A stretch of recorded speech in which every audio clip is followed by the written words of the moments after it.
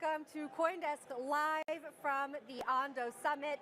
This is the first ever Ondo Summit, and we are coming to you live from New York City. Today, Ondo Finance unveiled its integrated infrastructure suite to bring U.S. financial markets onto the blockchain. Now, with this release, the firm has also announced Ondo Chain, a layer 1 blockchain built to support institutional-grade financial markets. I'm your host, Jen Sanasi, here with my co-host, CoinDesk Indices Head of Product and Research, Andy Bear. Andy! Hey, Jen. I am so happy to see you here. We are in the heart of New York. If you just look outside the window, you see the yellow taxi cabs, the tall buildings. Talk to me about the vibe here this morning. It feels very uptown, right? It you does. have a dress code, a corporate dress code. You have a serious money event, and then you have a lot of people who are native to the digital asset industry. So this is kind of what we're aiming for when we say B2B, institutionalization, future of finance. So it feels like this is the place to be.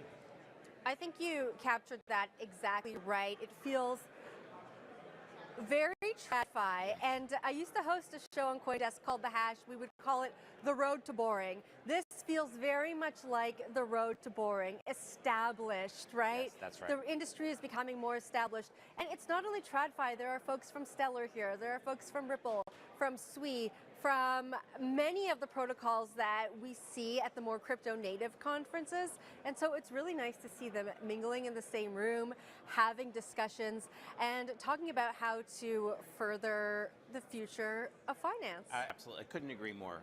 You think of institutionalization, you think about, okay, our pension fund's going to buy Bitcoin. Mm-hmm.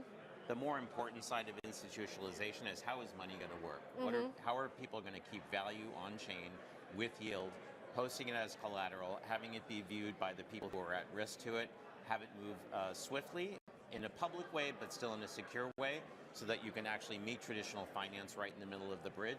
Mm-hmm. This feels like the epicenter of that conversation, and so it's again, really exciting to be here and to see this announcement.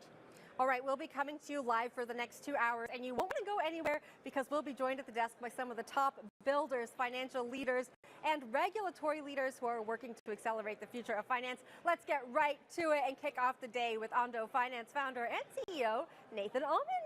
Nathan, congratulations on this event. Thank you so much. Yeah, it's really exciting to see everyone in the room together, and Ondo branding everywhere. We just unveiled our new brand a few days ago, so it's great to see it in the live. It's interesting. The choice of venue is perfect because it's it's jazz, which when jazz was brought to Lincoln Center, it was kind of a new thing, right?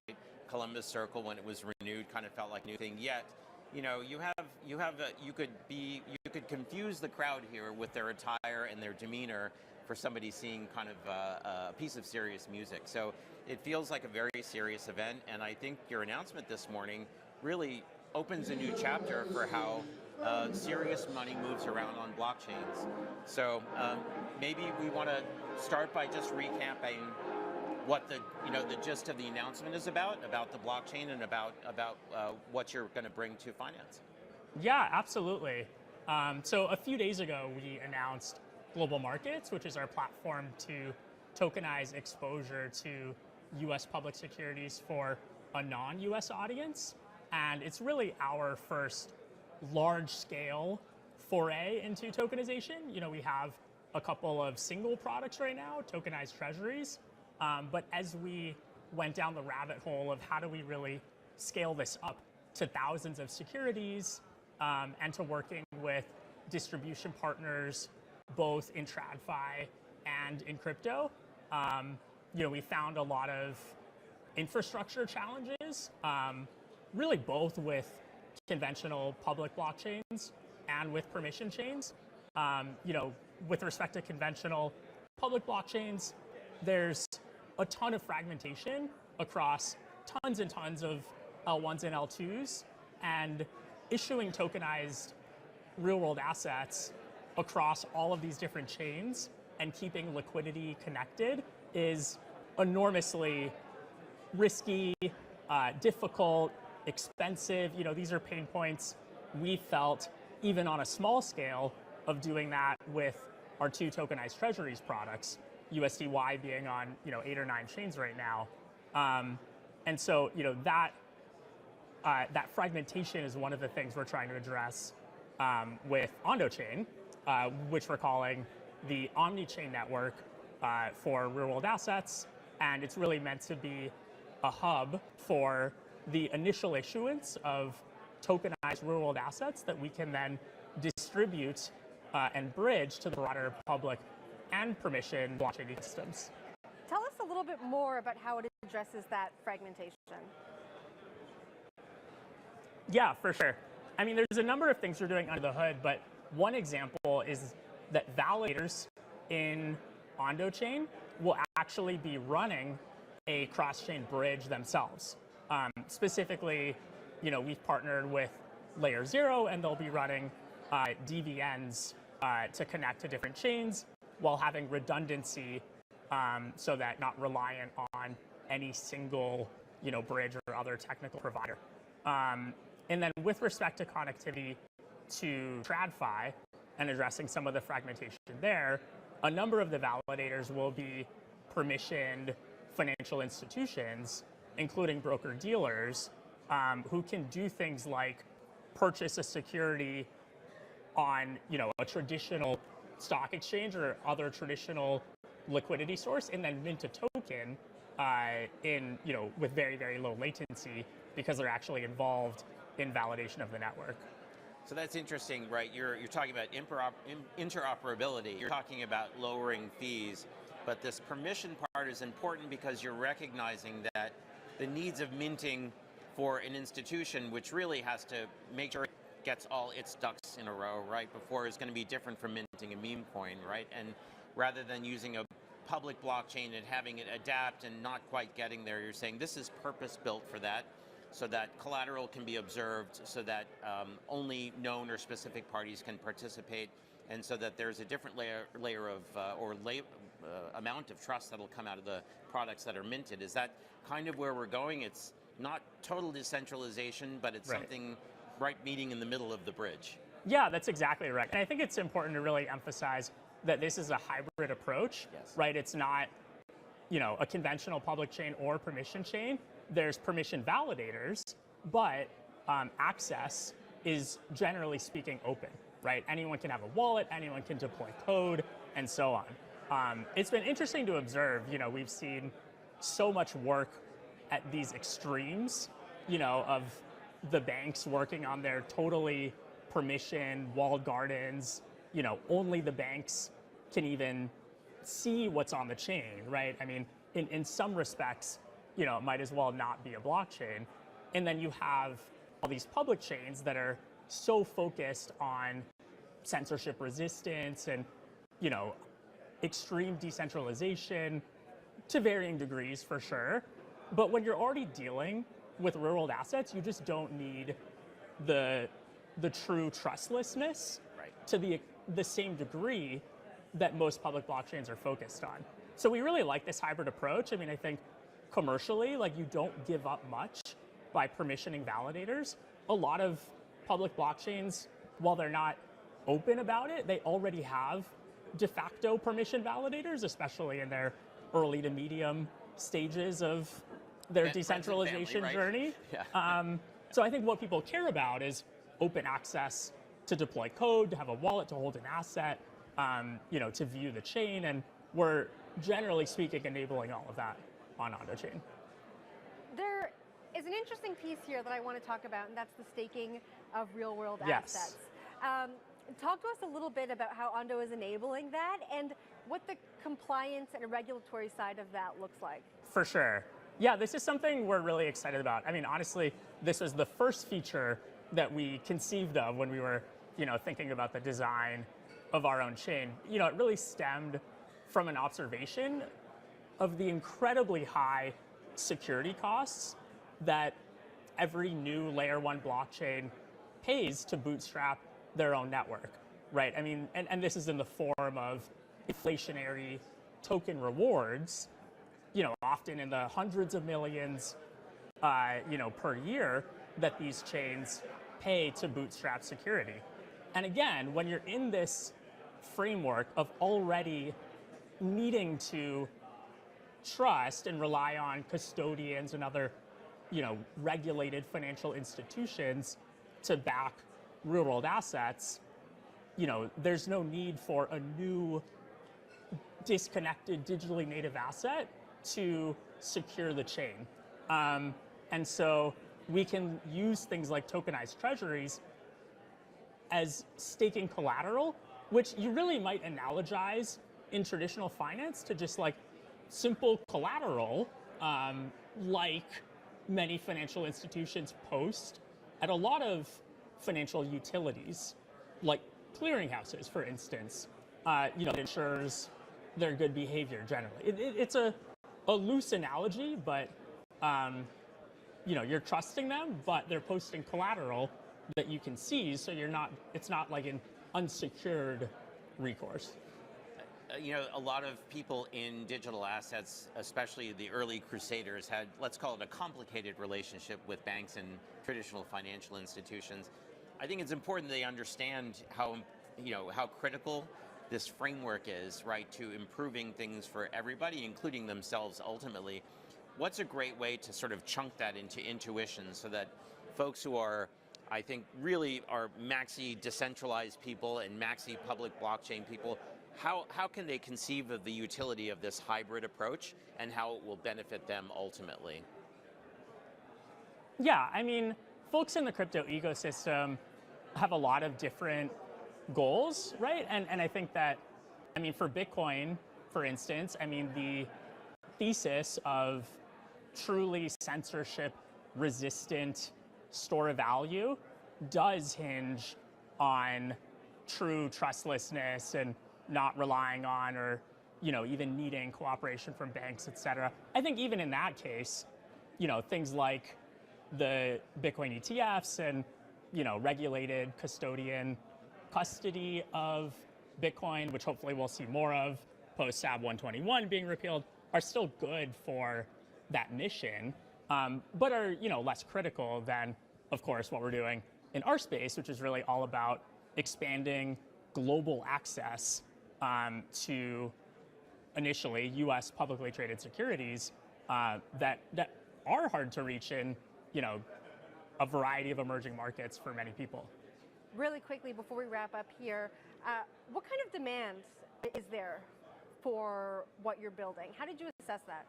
We really assessed it from distribution partners. We're primarily B2B2C focused in global markets, and that's both with crypto native platforms, wallets, protocols, exchanges, where we've seen a lot of demand. We've spoken with tons of these companies, and they're very, very interested, and they know their users are interested in securities exposure, but in many cases, they haven't known how to deliver that historically. And there's some special use cases there, like things like cross-collateralization between both crypto and securities, which you really can't do anywhere right now. And then I'd say the less obvious demand is from the more traditional distribution partners like fintech broker-dealers outside the US who have really high costs and friction in operating their business today. You hear Vlad, the Robinhood CEO, talk about how running their crypto business is 10 times cheaper than the traditional business. Like, some of that is because of regulatory and compliance differences, but a lot of it is just because of the infrastructure. So yeah, we're also really excited to work with those more traditional players on distribution.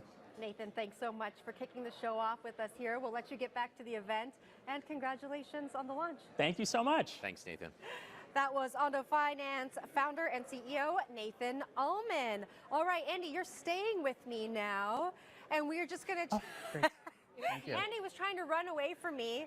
We're going to get to our next conversation now. Wisdom Tree Head of Digital Assets, Will Peck, is joining us at the desk. Hello. Hey, Jen, how are you? Hey, Andy. Good. Hey. Andy tried to run away from you just now. Andy, I know. come on. I don't know why Andy did that. All right. Andy and I were talking at the beginning of the show about how this event really kind of is an example of the TradFi world really starting to connect with the crypto DeFi world, something that we haven't really seen a lot of in the past. Talk to me about that convergence in your world. Yeah, absolutely. First of all, this is a fantastic event, fantastic venue. Thank you very much to the Ondo team for putting it on. I think that's exactly right. We've done a lot of I referred to this on the panel I did earlier today. I've been going to tokenization events for, I don't know, 5-6 years now.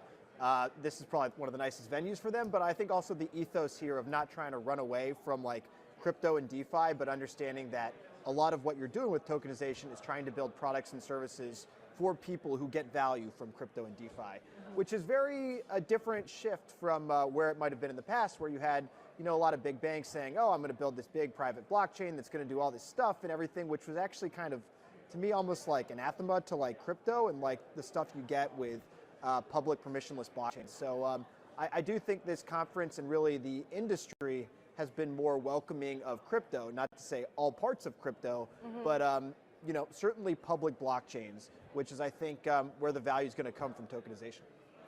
WisdomTree has always staked out the unknown, right, and provided trust. So people, when they think of WisdomTree, they're going to think of something, maybe I don't quite understand this, but I know these people are going to help me get there. Digital assets have been no exception, but still, there's still a divide when people are thinking about digital assets between access to something like Bitcoin and tokenizing another asset. And how should your customers think about those two product lines? How do your salespeople think about those two product lines and reconciling them? Because they're kind of new wine in an old glass and old wine in a new glass. Exactly, right? I think that's a great point. And first of all, thank you for the compliment on WisdomTree. We take pride in that. We always want to do right by our customers. And WisdomTree's history, going back to being one of the original ETF firms, has kind of been that building that trust with your customers is a big part of it. So I think they're two very different sales, frankly, to two very different audiences, right? So our sales force in the United States, for example, is focused on, amongst all of the other products that we have, Bitcoin, BTCW, our Bitcoin ETP. For that's just answering questions around like, how does this fit in a portfolio? How does the product work, et cetera? For our traditional client set, being financial advisors, at the big wirehouses or independent firms, for example.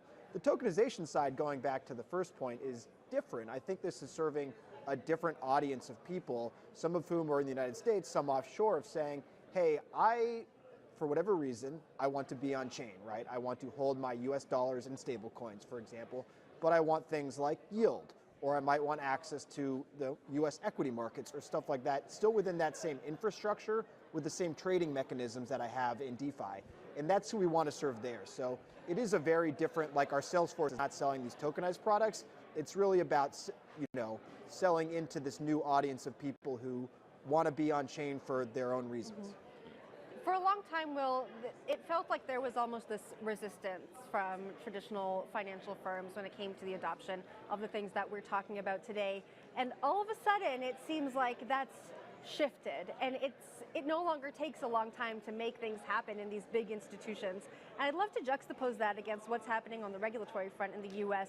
What do you think changed and shifted to kind of accelerate all the innovation we're talking about here today? Yeah, totally. I mean, I think the career risk of wanting to do stuff in this space within a firm has certainly gone down. I think it was hard, especially for banks with kind of a very strict federal banking regulators at different level, for wanting to engage in the space, even if it wasn't at various levels, right? And you could say the same thing for asset management, broker dealers with the SEC. So obviously there was an election recently. I don't know if you heard, but I think either way we would have seen change in DC at the federal level. But certainly with the Trump administration, very pro-innovation for fintech broadly and crypto specifically. And I think the things that you're seeing there is a tone shift in this, certainly with the SEC having new task force, et cetera. Now, this stuff will still take time. Like, I don't think these things happen overnight. So I think some people might be a little bit too bullish on like this changing tomorrow. But I sense a definite shift in tone in the regulatory environment, which is going to allow big financial institutions to do more in the space and hopefully offer products to customers that are better for customers, right? That's what we're ultimately trying to do. ETFs are only a, 26, 27, maybe 30-year-old instrument which revolutionized a lot of finance. They started as an instrument of liquidity, of tax efficiency, of trading efficiency. I certainly remember the old days of Qs and spiders kind of lighting things up, and then WisdomTree coming up and opening up. Is the ETF wrap? It feels like it's almost getting a little stretched too far in different directions, different regulators, 19b4s, filings. Is it time to update the ETF structure in such a way that it can do more things since it's so well adopted? That's a good question. I mean, I think you've seen some of that when I've been at WisdomTree for 10 years, and a lot more ETF products required a 19b4 at the time, which was kind of outside of generic listing standards. And that's changed. There's been a bit more generic rules, right? And I think the rules in place for ETFs have developed, but even things like, with the Bitcoin ETFs, unable to do in-kind creation redemption, right? So like something that most people on the street would not appreciate at all, but the sponsors, the market makers acknowledge that this would make a better product. So I think there's some of that you're going to see coming forward. I don't know, I think there's still trillions to come in ETFs. Like, I don't see that structure in terms of, I have a brokerage account, I want to get access to the US equity market. The ETF is going to continue to be the best way to do that. What I see happening over time with tokenization is saying, hey, there's other people who don't have a brokerage account, don't want to have a brokerage account, have a wallet, for whatever reasons, like I said, they like the instant control of their money, self-custodial solutions that being on-chain provides to them. And I think those people deserve good products too. I think those products should be transparent, tax efficient, have the same liquidity and standardization that the ETF has brought to things in brokerage accounts. So for me, that's how I see that developing. I don't think the ETF is going away anytime soon in that regard.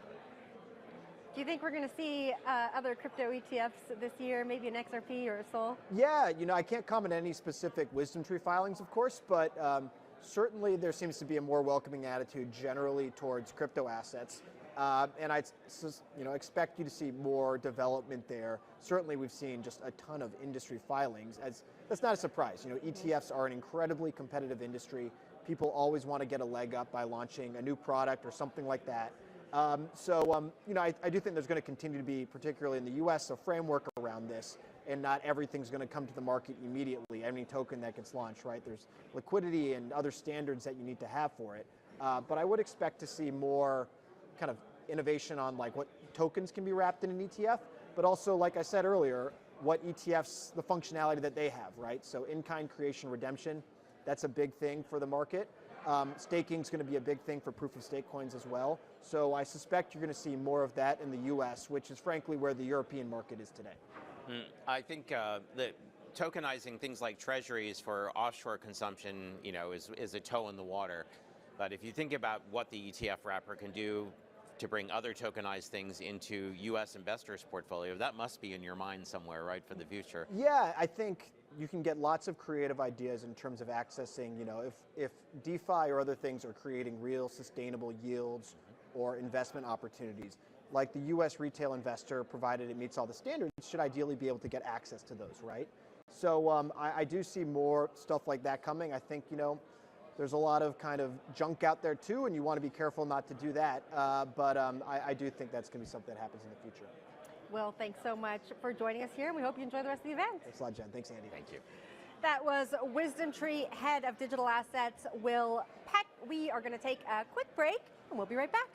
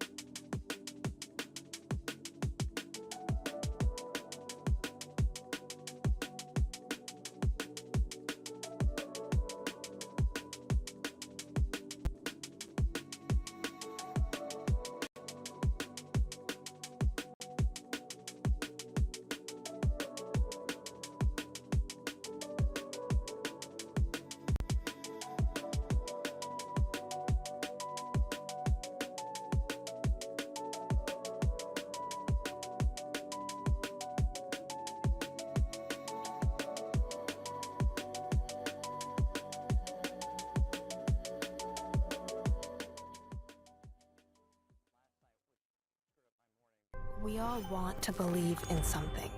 In Chinese, belief also means trust. We want to trust our systems and each other to explore new frontiers and build a future beyond what we know. For the past 10 years at Consensus, pioneers, builders, and dreamers have gathered together to create a new financial system where everyone has value. Join us at Consensus Hong Kong, where belief becomes real.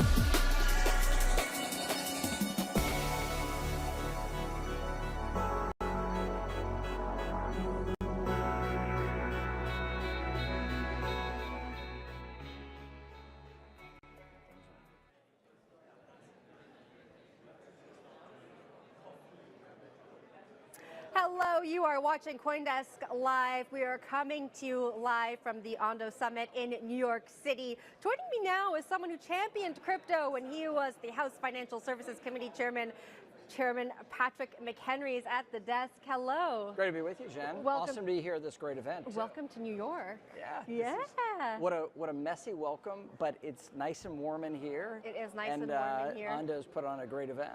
Well, you know, the conversations we've had up until now have really been about this event exemplifying the convergence of TradFi and the digital asset world. And this is something that you worked for a long time in your career. Just talk to me about being here and seeing folks from the traditional firms like Franklin Templeton, like WisdomTree, and then people from protocols like Ripple and Stellar, all in here having conversations and driving the financial space forward.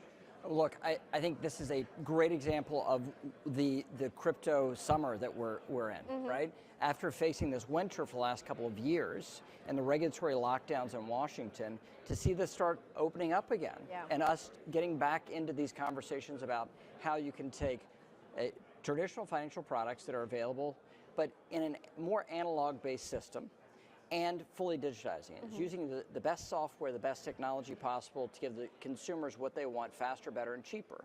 And so this is the easiest, I don't want to say easiest, but perhaps the first wave of crypto awakening will come from TradFi adapting and using new tools that they've wanted to use, but regulators in Washington were so doubtful and pulled them back from doing the things that they wanted to do. And now they can see that they can hitch up and go.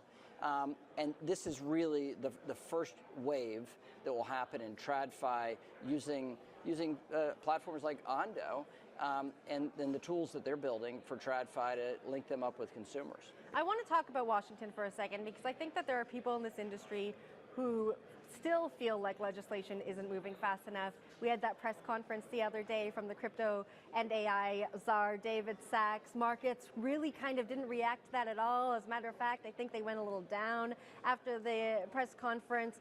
What would you tell those people on how things move in Washington? Slow.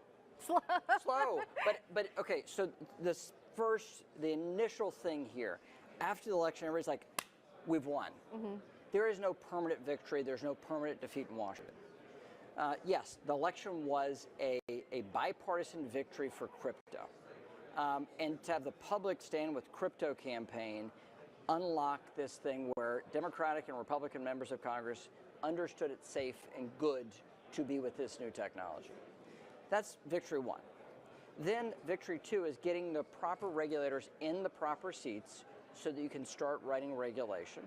Getting congressional committees rolling on an agenda so that legislation, law can change, so we don't ever have to deal with what we've dealt with in the last 4 years of regulators and an administration being so woefully anti-crypto.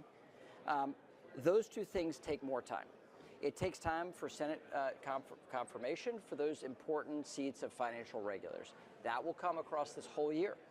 And it may take 18 to 20 months before we can actually see law enacted that will affect crypto in a substantial and structural way. A market structure bill, a definition of what is a digital asset and the nature of it, giving it its own fit for purpose set of regulations. French Hill is leading this effort as chair of the House Financial Services Committee. He's put together a subcommittee. I started the Digital Asset Subcommittee, and first one of its kind in Congress. French has taken that and enhanced it.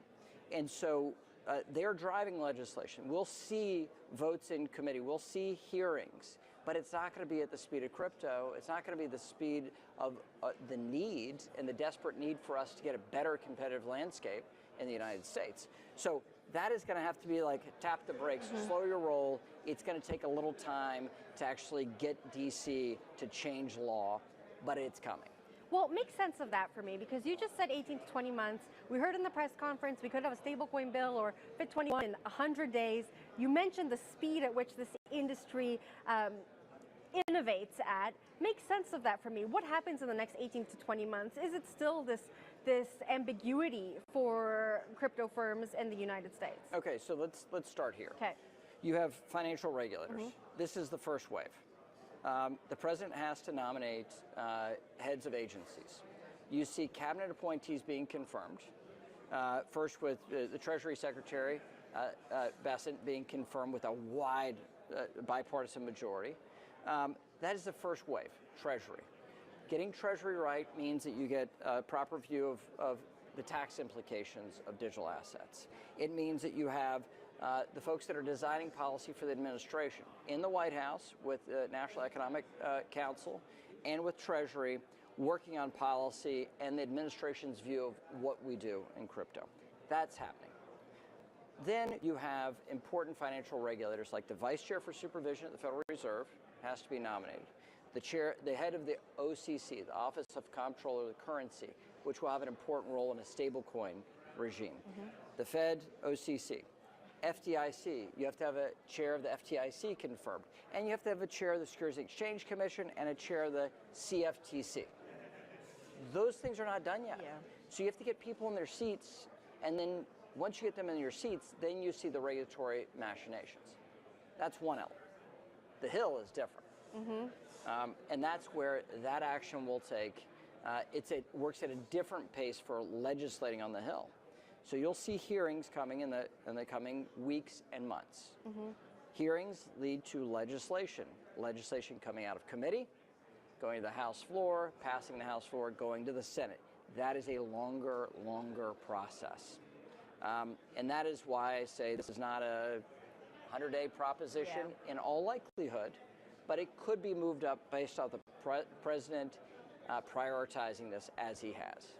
Do you have FOMO watching this from the outside? A little bit. Yeah? Yeah, because the stuff that I've spent my whole career working on, using technology in the world of finance, opening up from our traditional regulatory approach to using modern techniques with software, with technology. All of this stuff is coming, the wave is cresting. And there's now massive momentum with bipartisan legislating, a clear electoral mandate, and a president who says, this is a priority, we're going. And that, to the point where President Trump appointed a crypto and AI czar, right? High prioritization for the administration to say, we have somebody like David Sachs who is best in class, world class, devoting himself, and then he's building a team. And the team that he's built out on crypto and AI is jaw-droppingly awesome. It's incredible. It's technology incredible. It's VC incredible. It is the world of crypto incredible. It's so amazing. So all that stuff says there is momentum here. And for me to be out there surfing waves that are small and trying to get some movement here, and now I see, like, look, surf's up. And I'm sitting on the beach. It doesn't feel quite the same. Are you going to work in the crypto industry? There's a lot of my public policy work I'm now trying to apply in the private sector. Yeah? So crypto, AI, fintech. Okay. This world I'm so fascinated by, so interested in. That's why I'm here with Ondo, and to talk about those things that are necessary for us to get the full benefit of crypto. And applying it to TradFi and getting consumer benefit. Yeah, you know, I got to ask you, we were just talking about the chairs that still need to come in. At the CFTC, we have acting chair Caroline Pham. It's not clear if the president is going to choose a chair for the CFTC. It seems like he's waiting to see how things pan out.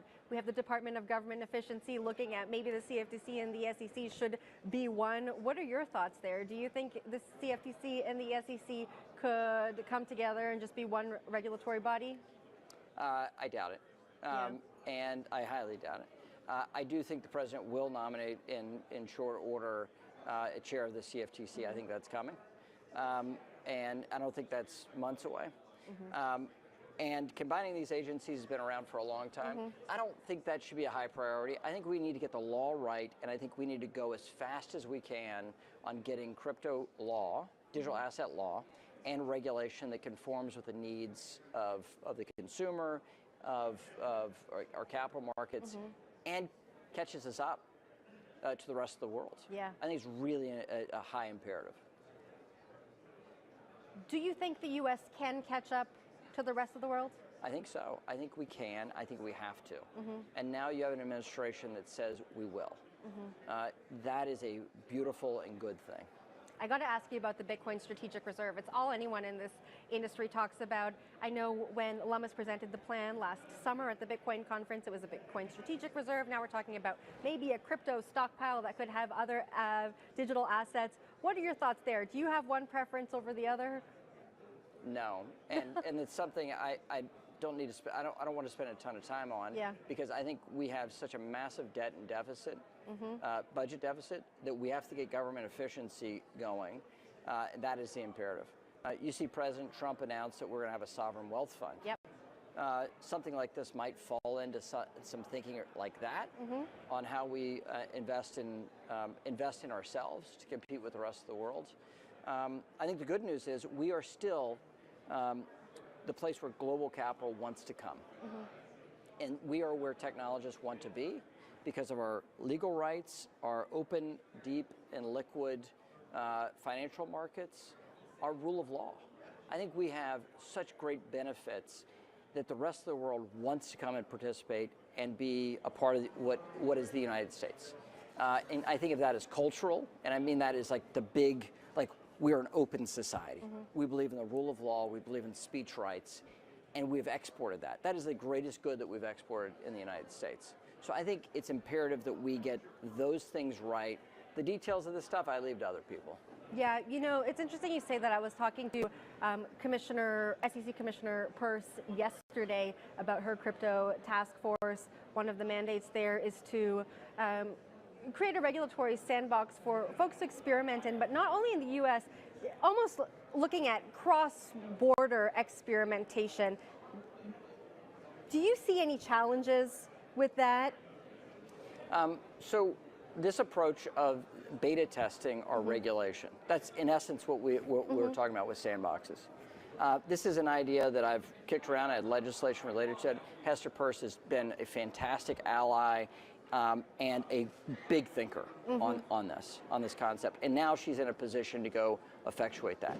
It is such a welcome and good thing. It will be so good and will put us in a premier position internationally to have the highest and best, the highest use of our capital and the most efficient use of our capital as it relates to government regulation. It is so necessary. All right, just before we wrap up, I got to ask you again, what's next for you? Yeah, I'm putting that together. Yeah. I've affiliated as a senior advisor with Stripe. I think they're a fantastic technology company, and proud to join that team and to help the next stage of growth. And then I've enjoyed speaking at conferences like this one today. And I think what Ondo is doing is a fantastic approach to tokenize real-world assets, put them on chain, and give consumers exposure to these products that they so desperately want. This is a nice merger of TradFi and crypto, and so it's fun being engaged in things like this as well. But more to come, more announcements to come, and more work to be done. Chairman, thank you so much for taking the time to sit down with me. I hope you enjoy the rest of the event. Thanks, Jen. You're the best. You're the best.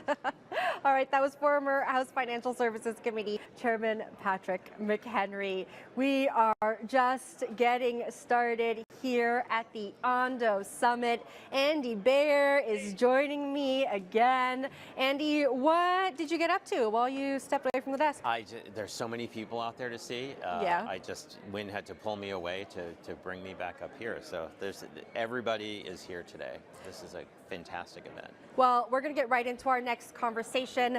Join me in welcoming to the desk Stellar Development Foundation Chief Business Officer Raja Chakravorty.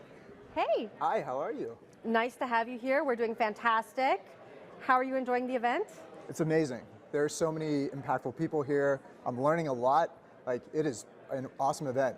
The weather could be better, but otherwise we're great. Yeah, everyone's complaining about the weather, but we're having a good time in here. My son complained he didn't get a snow day today. I think I could have gotten to school. Yeah, he should protest. He should, yeah. All right, we're talking about tokenization here. We're looking at it through a bunch of different lenses. I guess from your perspective, sitting at the Stellar Development Foundation, why does this matter in the way that we're talking about it today?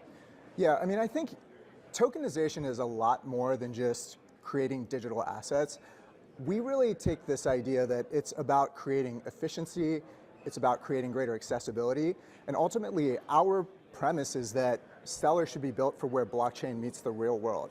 And so when I think about tokenization, the types of projects we're really, really proud of are things like our partnerships with the United Nations. So the UNHCR used Stellar to distribute aid into Argentina, has used it to distribute aid into the Ukraine, and the idea was about tokenizing what would typically be a cash donation. And through the adoption of those digital technologies, UNHCR has actually saved $12 million. I think similarly, when you think about accessibility, you're actually thinking about how people can get access to financial products that they otherwise wouldn't have been able to do. So take Franklin Templeton, for example. So they have their FOBXX money market fund. It's the tokenized money market fund represented by the Benji token.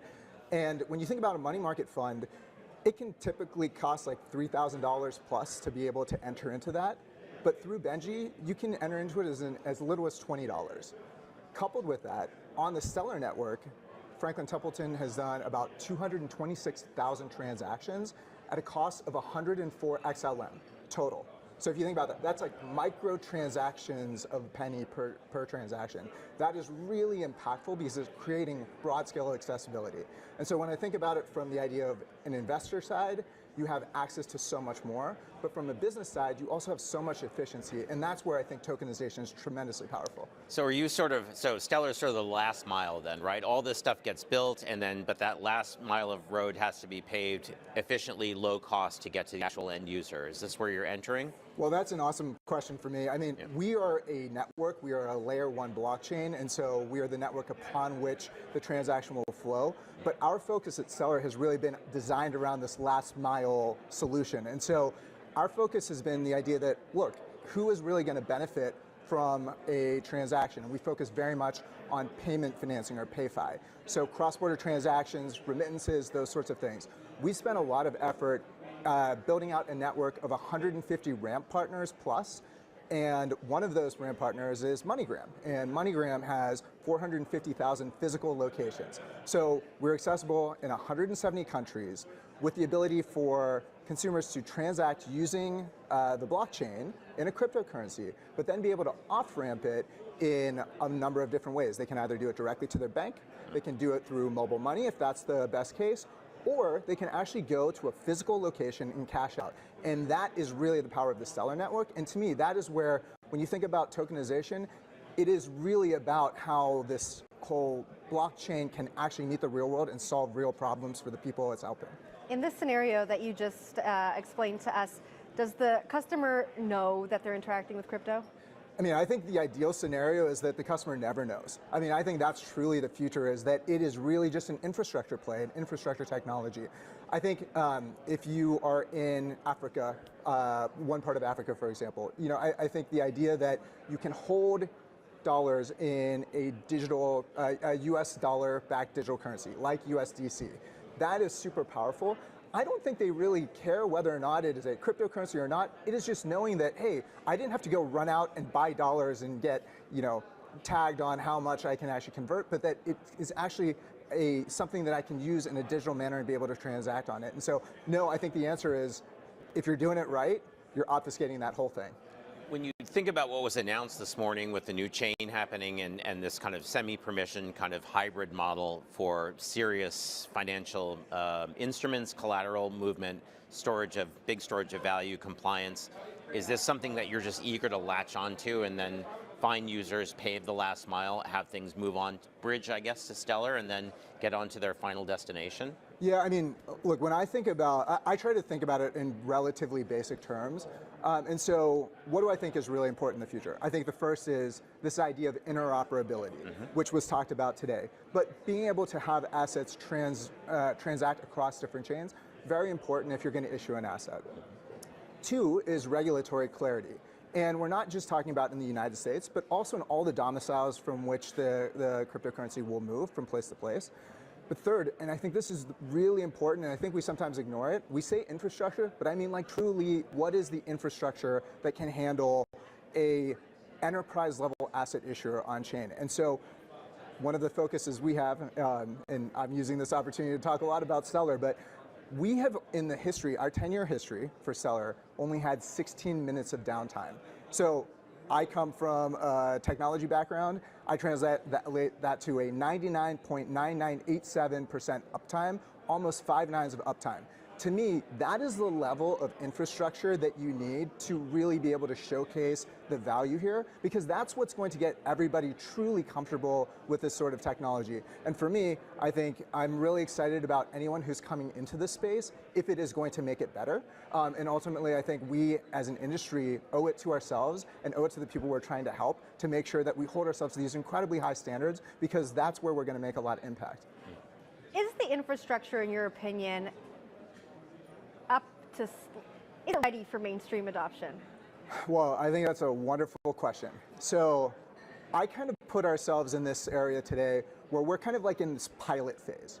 So you see a lot of pilots, a lot of the institutional clients that are talking today, it's incredibly exciting, but it's really early on.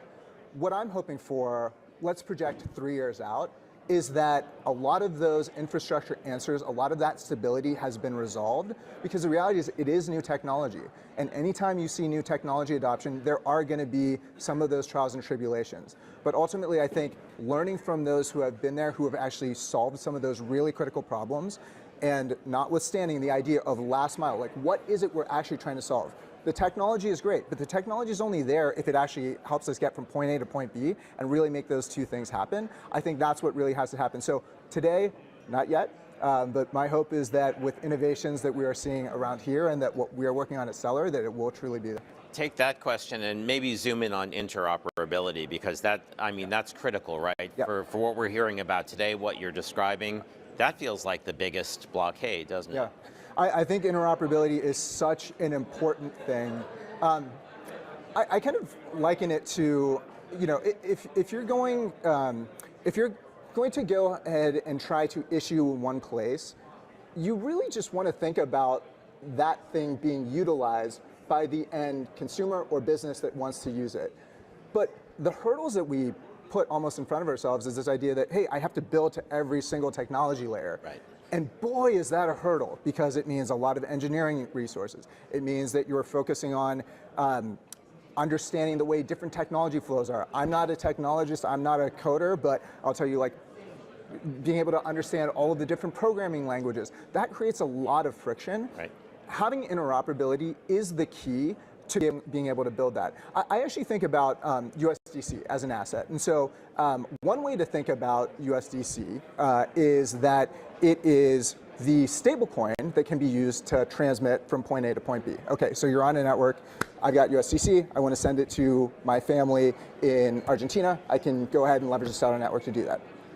The second idea of it can be that it in and of itself is this bridge layer between multiple networks, because it is utilized across different ones. And so really, what do I care about as a consumer? I just care that the funds get to my family in Argentina. I care very little about what blockchain they're using or who else is using it. I just want to make sure that it can transact and that you're not losing any value between those two areas. The last piece of this, though, I think is the efficiency play. And again, we've talked a lot about efficiency throughout this conference, and I'm sure you guys talk about it all the time, but instant transaction settlements, 24/7 availability, full-time liquidity, like those are the value adds that you have here. And that's why you need to have interoperability, because if you didn't have interoperability, well, why even have these blockchains? You just use traditional financial systems. Right, right.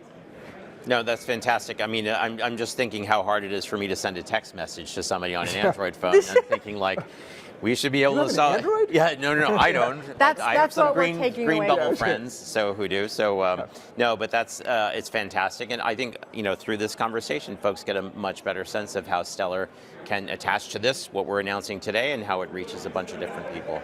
Absolutely. Raja, thanks so much for Thank you so joining much. us at the desk. Yes, absolutely. And we hope you enjoy the rest of the event. Thank you so much. Thank It was you. great. Awesome. Appreciate it.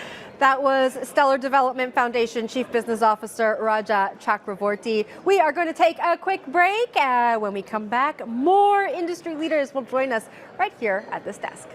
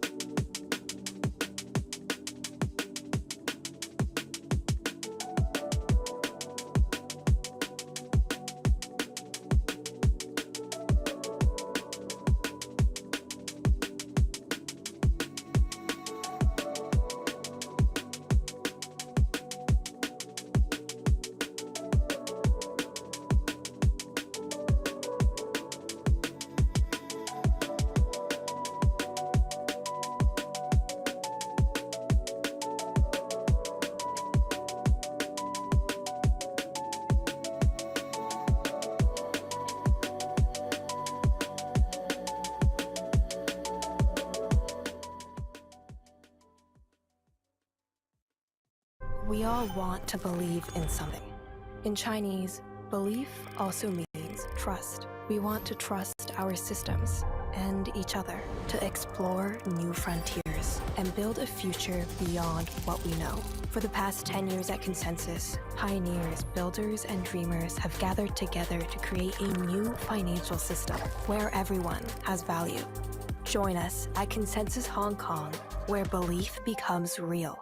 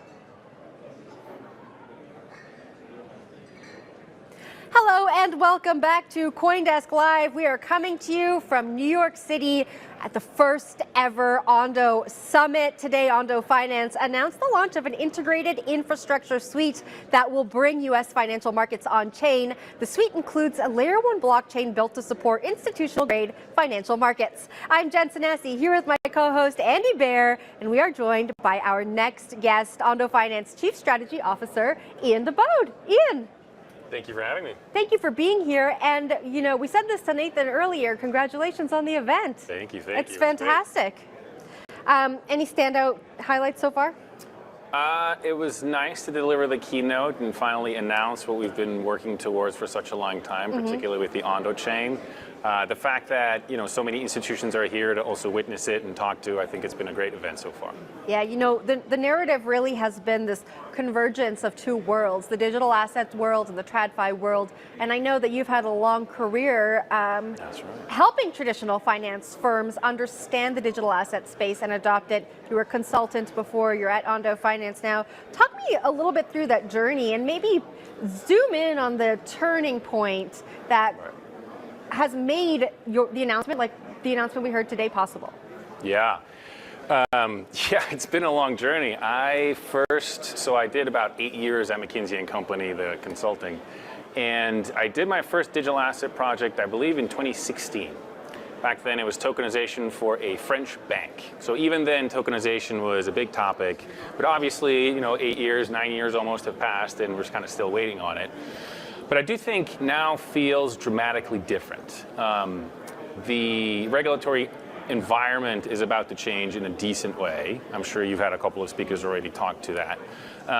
But it's not just that. I think the capabilities that we're now seeing with a lot of these traditional financial institutions are dramatically different than when we first started in 2016.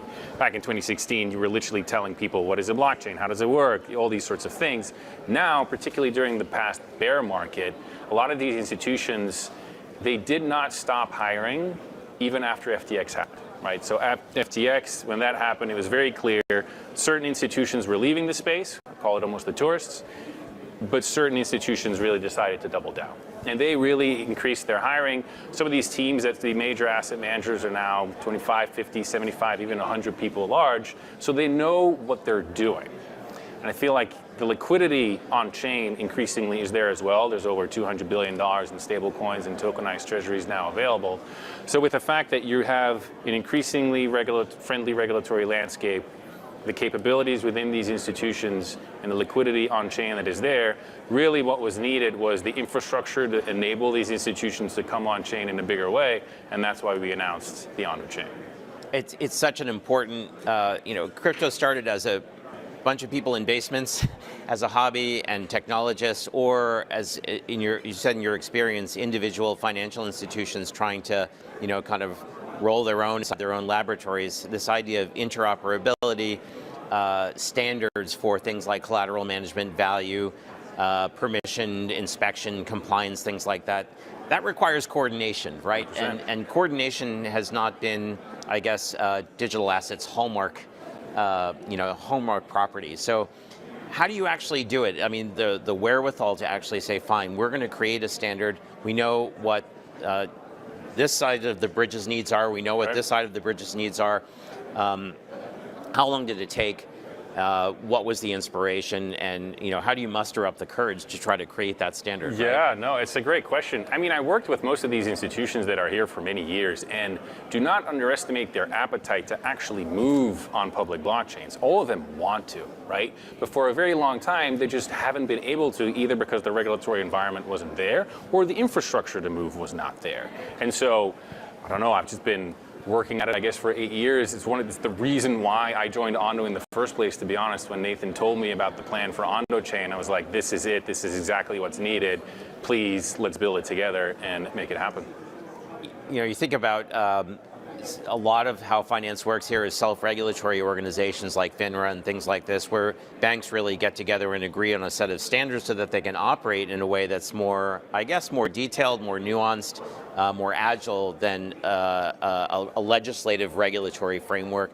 Do you think that we can adopt this kind of the plumbing of collateral management and compliance and who gets to see what? Is that the kind of framework that ultimately you want to see? Do we need more institutions to subscribe and get on board? Is that where this goes ultimately? Yeah, I think so. And I think the beauty of public blockchain technology in and of itself is that a lot of these things come with their own standards, right? Just look at the EVM infrastructure, how these assets can get issued. All of these things are encoded. One of the next, that was a big topic during one of the panels today, there's a lot of people now working towards standards for digital identity. So the technology in and of itself really allows for people to come together and agree on certain standards. What now I think is needed is more institutions to come on board, pick particular infrastructure and blockchains and say, we can make this work, this is what we're going to adapt. You said something interesting there, that a lot of the firms have wanted to adopt blockchain technology, it's just they haven't been able to. And almost everyone who sat at this desk today has said something similar to this. But I think that there's been this perception that there was a resistance, and that's why it has happened kind of slowly. Talk to me a little bit about that, that narrative. Where did that come from? Right. I think a lot of institutions initially were skeptical, but when you talk to them about a potential business case of blockchain, most of them have been interested, right? But it became really clear that there was quite a bit of money to be made in blockchains and digital assets more broadly after Coinbase went public. I distinctly remember a lot of calls from boardrooms, particularly in capital markets, that said, why are we not doing anything? This is clearly a very good business to be in. And now, recently, with Tether publishing their financials on a quarterly basis, I can guarantee you that the conversations are had that say, why do we not have our own stablecoin? Obviously, it's difficult to pull off, but I think that creates a specific appetite to go there, in addition to a lot of the theoretical and conceptual benefits of having rails that you can distribute assets to very globally, right? That's why the asset managers, I think, were first to understand the disruptive potential of this technology, and they were the first to move.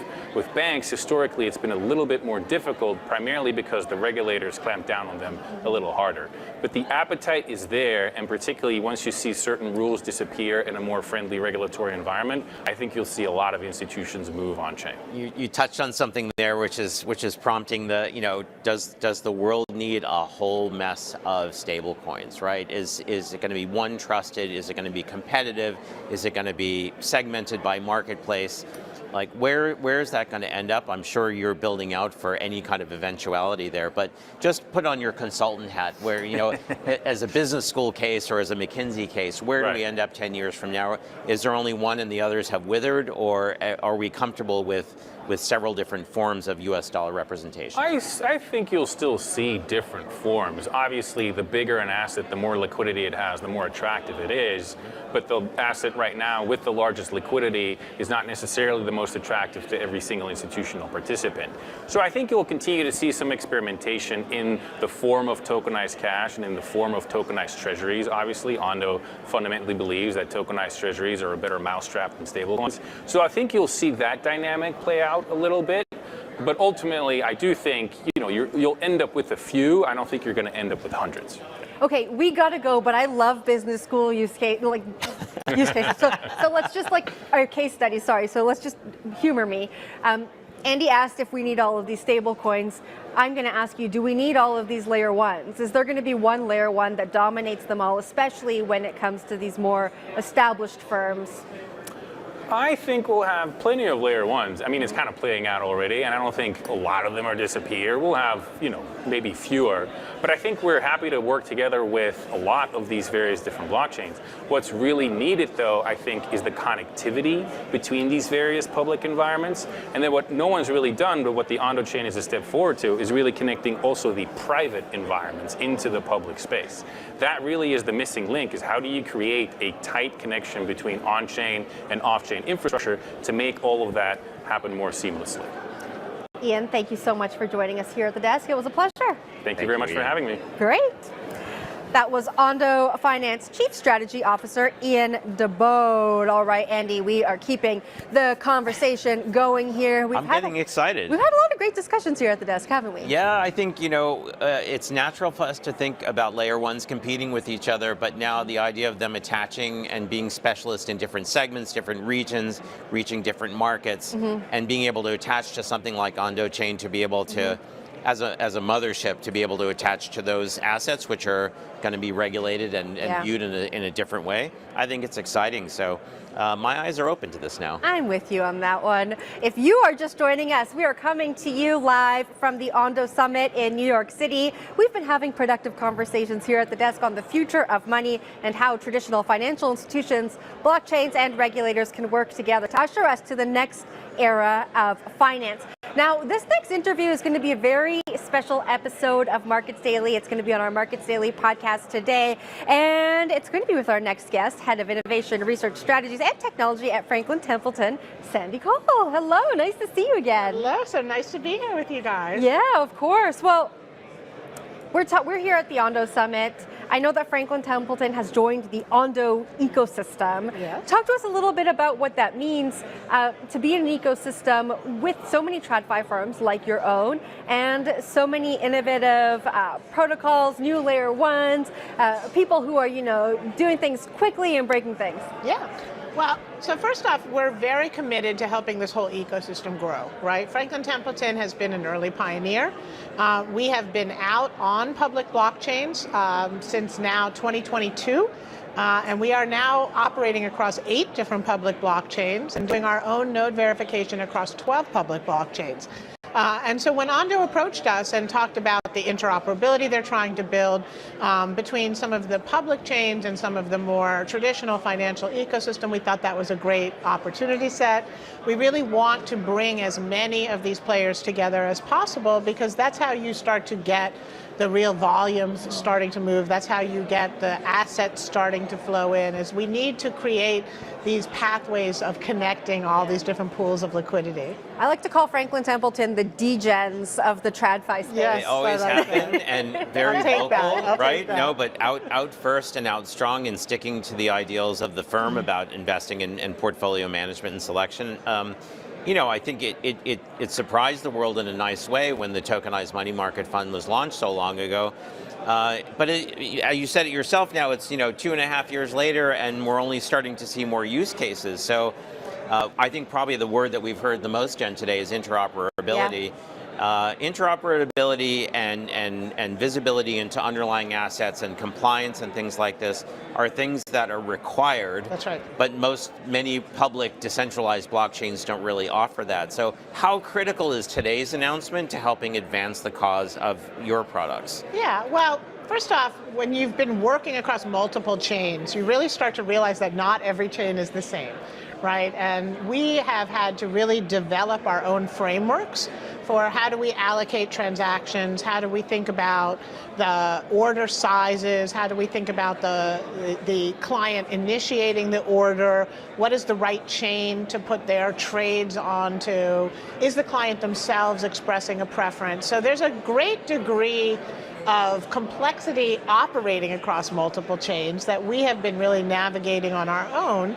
And I think that, this is a relearning every time you hook up to a new chain. So this idea that there could be someone else helping accelerate that speed of learning, I think could be very helpful for the ecosystem. And I think it will help other participants who haven't had the benefit of operating in the space for as long accelerate their entry. And that to me is a very big positive, because the more activity that's happening, the more the case becomes that firms need to think about revamping their existing technology, the more they think about the opportunities of the space. And so we need to reach a critical mass, and I think this is one of the good steps along the way to helping us reach critical mass in the industry. I think I've asked you this before, but I think the audience will be interested in hearing, since we're talking about the chains that you work with, is what kind of due diligence do you do when you're evaluating the security of a chain? Yeah, there's a tremendous amount of due diligence that goes into chain selection. And we've had to involve our enterprise risk team from Franklin Templeton. We've involved our operations and technology team, our audit teams. It's really quite a significant burden, because we need to trust that the chain is secure. We need to trust that the chain operates in a manner that we feel meets our due diligence as a fiduciary. And this is one of the reasons why we think running our own node operations has been so important, because you really don't know how a network operates unless you are a part of the network. And so I think it's a different attitude for an asset manager, particularly a traditional asset manager. But I think that we have always been very innovative, and we understand that you need to be part of an ecosystem to really understand how that ecosystem works. It's a great point, because when you think about people who are trying to invest in digital assets because they think this chain or that chain is going to succeed, is going to prevail, virality is not enough, right? That's right. You need sustainability, ultimate plans, strategy, interoperability. Are you able to, Franklin Templeton, famous for fundamental research and understanding securities and other assets very well. To what extent are you able to share some of these thoughts and findings about ranking or using blockchains with your investment team, and does it help inform their investment process? 100%. So our investment teams really work hand in glove with our operational teams to understand, is everything the network is saying true? Are we finding a different experience? How are the volumes actually growing versus what we hear from the chains themselves they expect to grow? It's a great source of data. It's a great source of intelligence.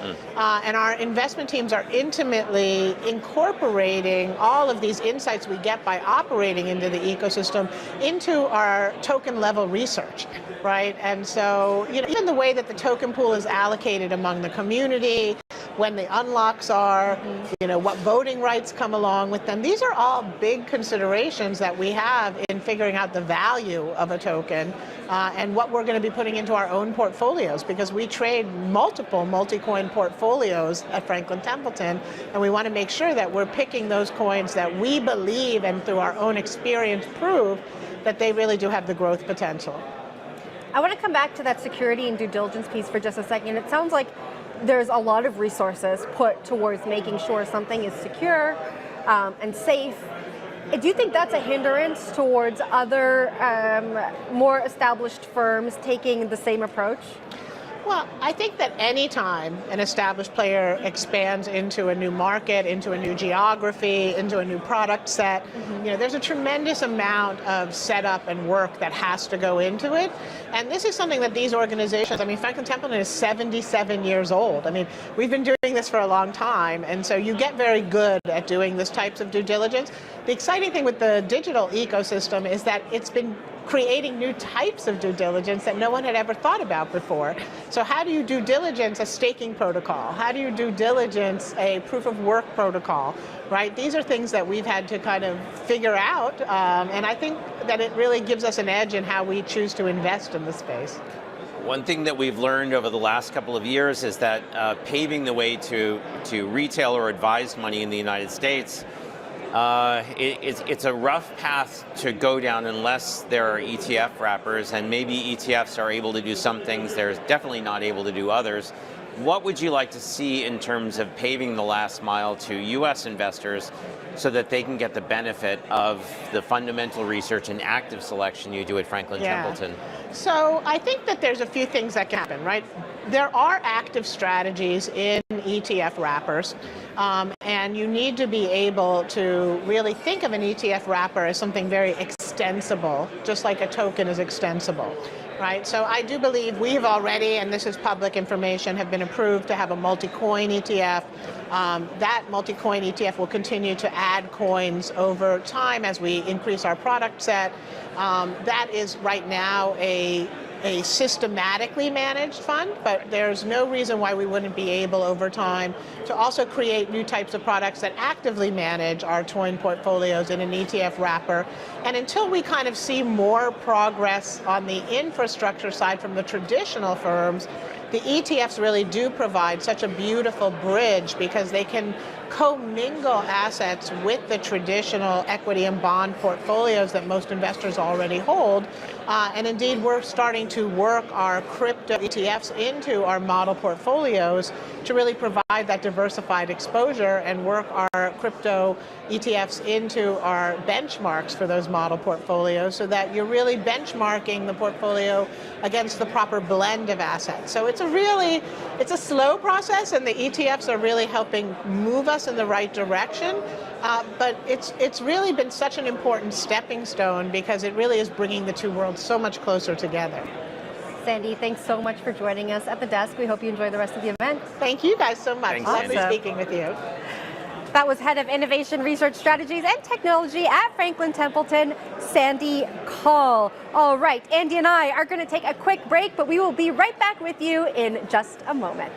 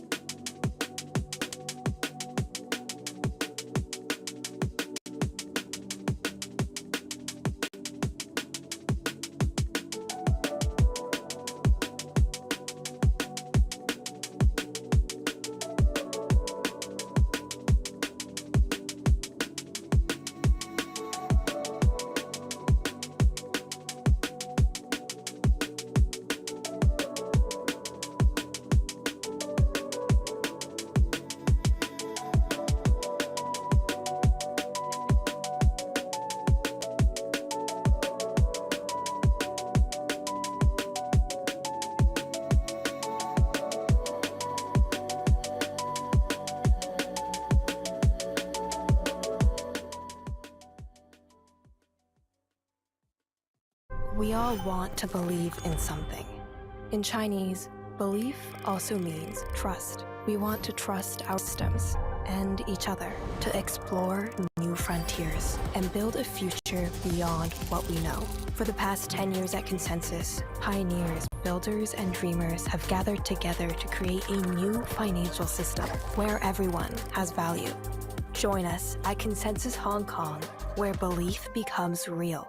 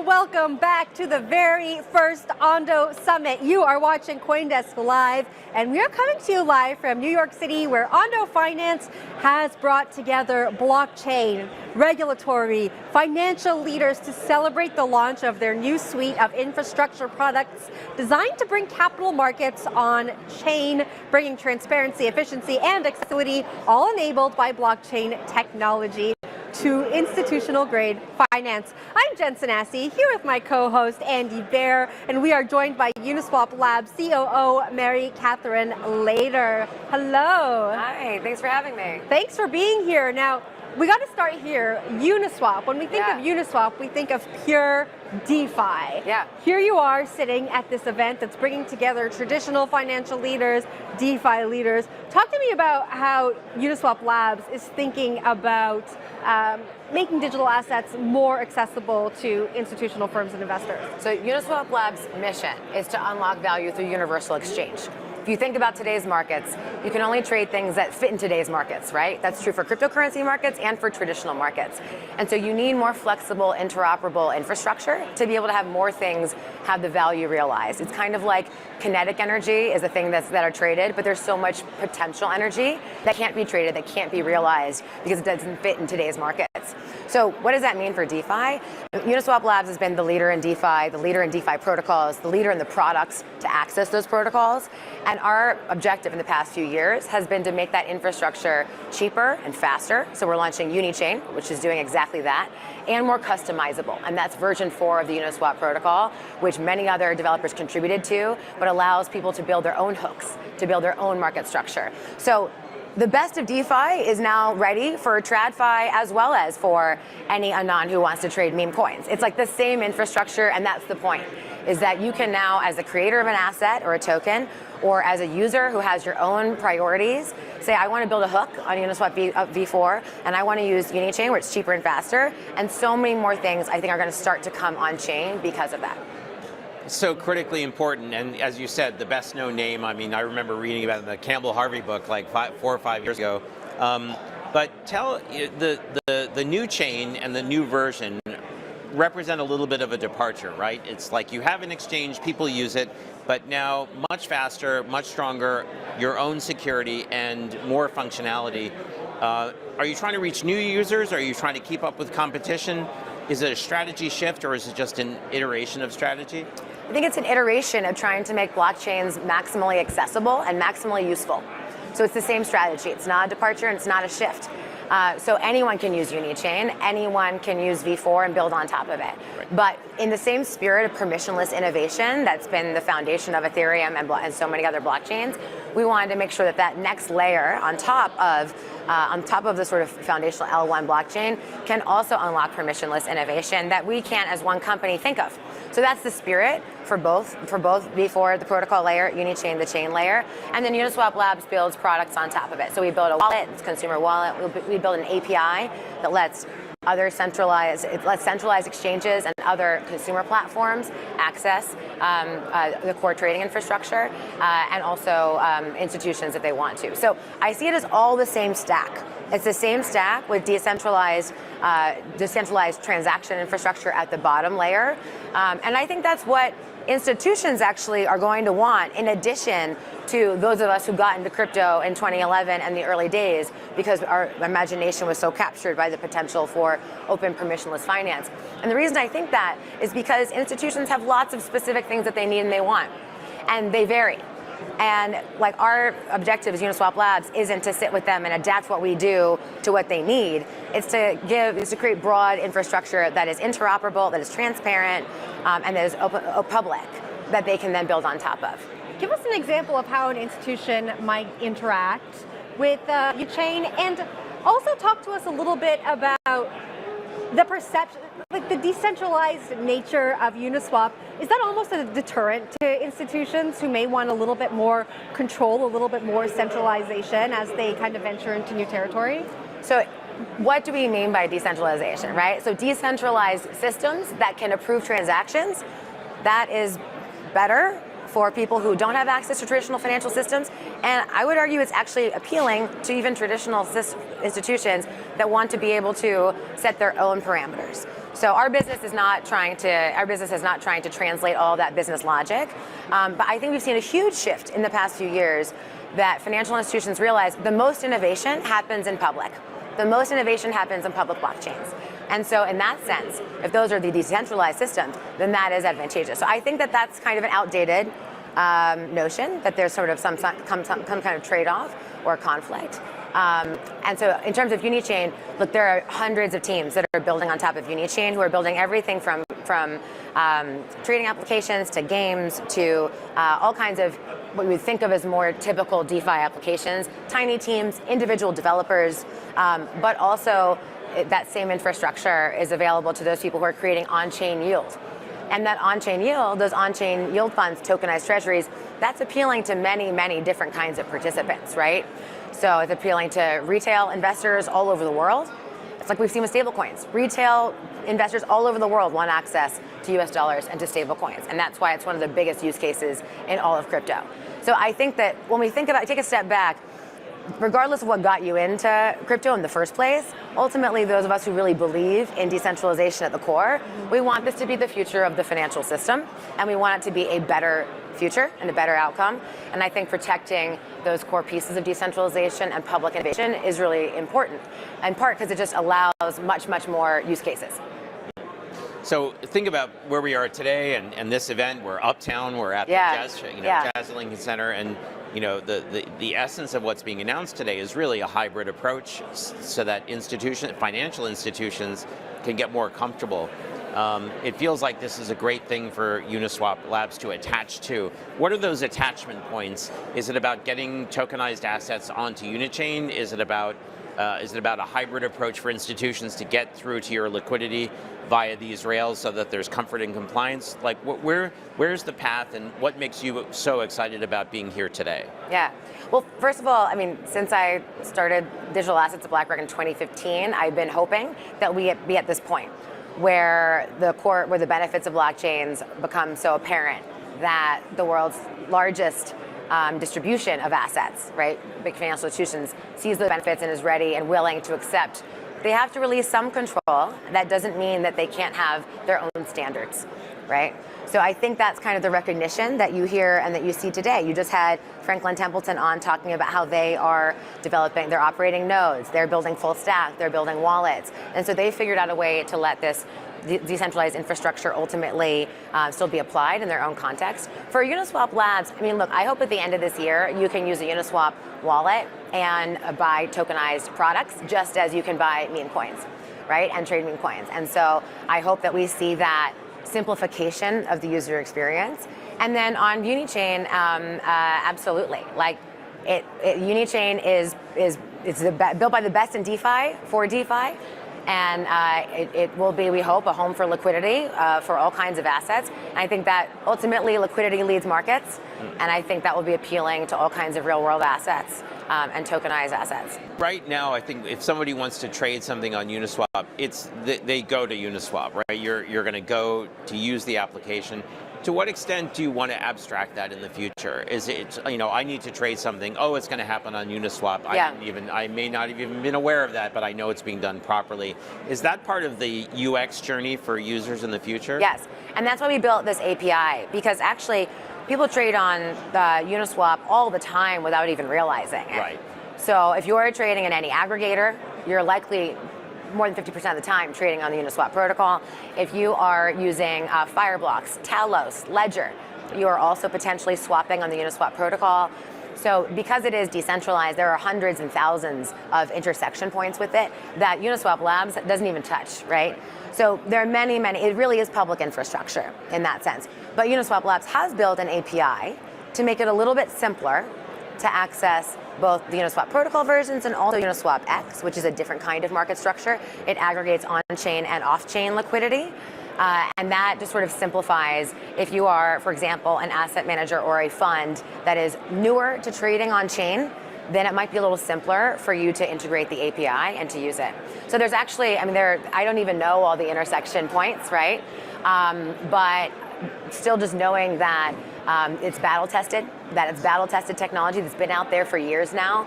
$2.75 trillion total trading. And again, that has been proven to be flexible enough to meet so many other different kinds of organizations and teams' needs. I think is really appealing to all kinds of players. Fantastic. Mary Catherine, thank you so much for joining us here at the desk. Thanks. We hope you enjoy the rest of the event. Thanks for having me. Yeah, of course. Thank you. That was Uniswap Lab COO Mary Catherine Lader. All right, we are keeping things moving right along here. That was fun. Yes, totally. That was a lot of fun. If you're just watching, if you're just tuning in, you're watching CoinDesk Live. We are coming to you from the Ondo Summit. I'm Jen Senesi. I'm here with Andy Baer. Andy, we're having a great time, aren't we? We're having a great time. We're seeing a big range of different protocols and platforms today, all attached by this new announcement today. I think it's stunning. I think it's really great. It's totally fantastic. Yep. We are now joined by our next guest, Ripple Chief Technology Officer, David Schwartz. Hello. How are you doing? Great. It's great to be here. Yeah, great to be here. Andy and I have been talking all day about this convergence of the traditional financial world and the crypto world that has been building, that both of us have been such a part of for the last so many years. Talk to me from your standpoint, from building Ripple for so long, from going through the ups and downs at Ripple, being here today, what it means for you. It's tremendously exciting. I feel like we really are on the cusp of a mass institutional adoption, both of DeFi and of other blockchain technologies. I think this is also like one of the key obstacles to mass retail adoption. A lot of people in the space previously thought that retail adoption was like the big wave, but I think institutional adoption is a precursor. You have to connect to where people are. You have to go to where the value is. You can't build a new financial system from zero, ignoring the existing financial system where everybody's money is, where all the value is, where the real world is, trillions of dollars in value. You can't just say, oh, forget about all that. Let's just build something new over here. That doesn't work. And so I think this wave of institutional adoption over the next year or two is going to be what's going to pave the way for mass retail adoption. And then we can deliver on those promises. Like, we all want to bank the unbanked, but like the unbanked, they have to be able to spend their money to buy groceries and pay their phone bill, and so we have to have that institutional connectivity. And I don't think there are any obstacles. I think that's and I think this conference shows that. You guys have shown a tremendous amount of resilience over the last couple of years and helped score some of the biggest wins from of the industry against those who doubted it. XRP is in one of our flagship indices and was a top performer. It's been an exciting couple of months. Like, how has the perception of the firm changed from inside and outside? A lot of people are taking a look at Ripple that really maybe hadn't before. How are you thinking about conveying what the company does to people who are looking at it for the first time? Yeah, it has been a huge difference. 4 years ago, we had what I called the worst Christmas ever when I found out that the SEC was suing us. Yes. And a lot of people thought that would just be the end of our business, and it could have been. And I'm glad to say that the industry eventually rallied around recognizing the regulatory overreach, and I think things have gotten obviously a lot better since then. More recently, the changes in the United States over the past couple months have just been unbelievable, and it has unlocked business in the United States, but also business overseas. I think a lot. I didn't realize this until the change happened. There were a lot of other countries that kind of take their regulatory cues from the United States, and so when the United States didn't seem serious, they didn't really seem all that serious either. Now there's more international competition to bring in innovation.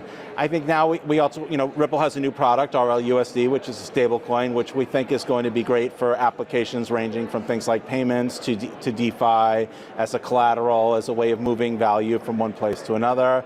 And then, of course, the XRP ledger adding DeFi capability. That's not the first generation of DeFi capability was very experimental, and it was looking for absurdly high yield. It was gambling, let's be honest, it was gambling.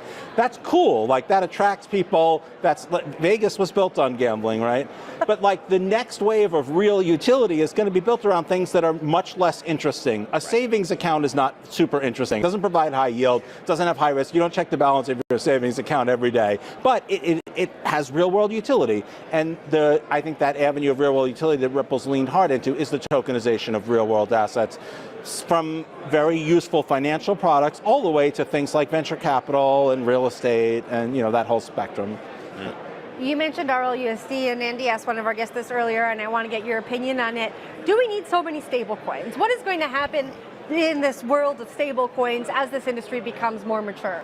You know, we don't need that many stable coins. There's reasons why you might want more than one. There is actually some special. Two, right? well, one is diversification of risk, right? It would be really weird if we build this entire DeFi ecosystem that's all decentralized and it's all based on Ripple's like reserve, and if Ripple collapses, the whole system. There might be people who don't trust Ripple. I don't know why they wouldn't, but and they wouldn't be able to use RLUSD, and obviously the whole world, right? So yeah, you can make an argument that there's some small number, but there is some specialization that really does happen. Stablecoins aren't yield bearing, and so that they're not volatile, and they're tied to jurisdictions, they're tied to particular entities. So you could sort of imagine a world where you have this proliferation of millions of stablecoins. I don't think that's, millions obviously not true, but like a large number. I think there probably will be a bit of a shakeout and some consolidation. But I do think, 5, seems like roughly the right order of magnitude. Right. Yeah. And what's special about RLUSD there? What are you going in with as the competitive advantage? Well, RLUSD is issued through a U.S. trust based in New York State, which is like the gold standard for reliability. The reserve is just cash equivalents, short-term treasuries. It's audited on a regular basis. So as far as like the compliance, it's a gold standard. It's backed by Ripple. Ripple has an enormous balance sheet. We've been here for a long time. We're being as transparent as possible. So to some extent, all of that is table stakes, but we want to make sure we do that exactly right. We're going to be using it in our own payment flows. There's going to be applications in DeFi, a movement of value across chain. I think as we turn that curve to mass adoption, not just institutional adoption, but mass adoption, there's going to have to be ways, if my money is over here and I need to buy groceries, there's going to have to be ways to move, and I think the RLUSD is going to be well positioned to be that sort of value movement. Do you think that there's, I was, on some podcast at some point, somebody made a great point that some payments need to be really, really, really, really secure.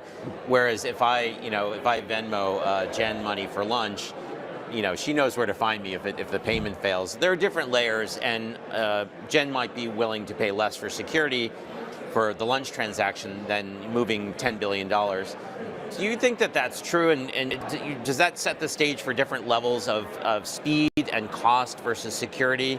How is your company thinking about that? Yeah, absolutely. Right. There is not going to be a one-size-fits-all solution. There's not going to be a one-chain world. It's not going to be a one-product world.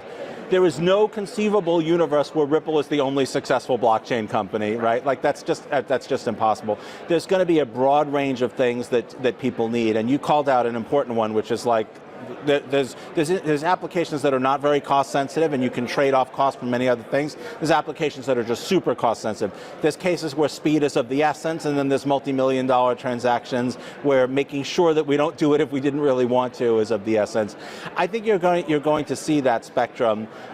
We focused, as Ripple as a company, like in our enterprise products, is focused mainly on institutional payments, where there's that balance. They're cost sensitive, but they're very sensitive to things like 24/7 availability, compliance, and then bringing costs down. But yeah, I think you will see a whole spectrum of products, and already you see chains that are focused on very fast payments, chains that are focused on very high security, and I think that's definitely why interoperability is going to be so important. If I have to try to figure out where your money is and if we have to work out the interoperability as humans, it's going to be inconvenient. It's going to have to just work.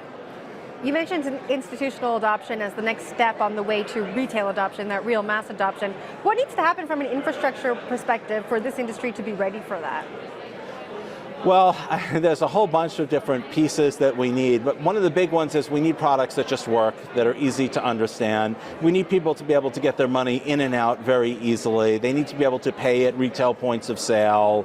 On the institutional adoption side, compliance has to be worked out. We need clear regulations, particularly in the US. If you look at I used to think that, like, well, if the U.S. is not a friendly regulatory environment, just do it elsewhere. It doesn't really work. The U.S. puts its tendrils through, there are many people who are like, oh, we'll tokenize like U.S. treasuries, but we won't have a U.S. regulatory nexus. You can't build a business that way. So it's going to take institutions who commit and who stake out, space in a growing part of the industry. David, thank you very much for joining us here. My pleasure. Thank you for inviting me. So nice to talk to you.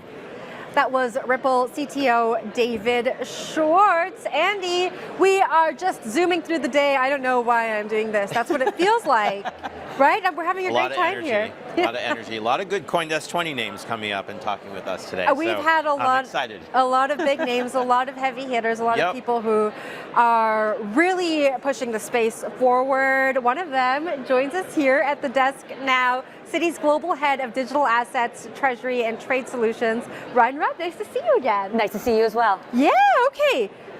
Talk to us about this event. You know, Andy and I, we've talked about this with almost every one of our guests, but it really is a defining moment in two worlds coming together to advance us into the next era of finance. Just talk to us about how the discussions you're having here today. Yeah, it's been great. And I was talking to one of my old colleagues from R3. You know, when I joined the space 10 plus years ago, we had several events like this where you had traditional enterprises as well as the fintechs here. The conversation is very different this time. It's very different. Like, people are putting things in production, eagerly getting clients on, where I feel like 10 years ago, you know, this cool technology came out, we were still trying to figure out what the application was, like how was it going to scale. We're here, it feels like we're seeing a lot of things go into production, which is wonderful. It feels like one of the hallmarks of several years ago is everybody had their own kind of little basement project and said ours is going to be the best. This feels like the essence of the era where people start to reach out and work together, which is critical. I mean, we're both coming from a banking background and living with SROs and cooperation and things like this, the only way to make things work. Are we there yet, or do we have to wait longer? But that's so true. Like, I think at the beginning, people thought it was proprietary, right? Like, if it was mine, it was nobody else's. Where the technology itself, decentralized, bringing multiple parties together to solve problems, like, as an industry, we have to work together, right, and solve these problems. So I do feel like it. I feel like the amount of interest that we've seen in the market, you could see it by the volumes. We're definitely at an inflection point in the market. We know that banks have a tremendous headwind with respect to at least holding digital assets on balance sheets from capital requirements, things like that, not to mention, you know, reputational risk, and Citi is a conservative and large organization with a lot of power, but also a lot of reputation to preserve. Does this give the bank a way to sort of get more serious about blockchain technology in such a way that the wealth and retail side that also wants to have tokens in portfolios, is this another way to make the case for the investment and trading side to make sense for the firm? So if I think about one of Citi's key strengths, it's our network, right? We serve 19,000 clients, 85% of them are Fortune 500. We're in, 90 plus markets. We move $5 trillion a day. So when I think about this space, it's another network, right? What does the future of networks look like? And how can Citi help with that, right? From, you talked about like capital requires, liquidity requirements, all that. You know, as we are starting to see more client demand, that's what we're based on. So it has to do with like technology maturity, which we've seen in the last 10 years, regulatory clarity, operating, as you mentioned, within the risk frameworks that we have within a large enterprise. But as client demand, we want to make sure we meet our clients where they are at the journey. Right. Talk to us a little bit about how you see the future of global payments evolving from where you sit.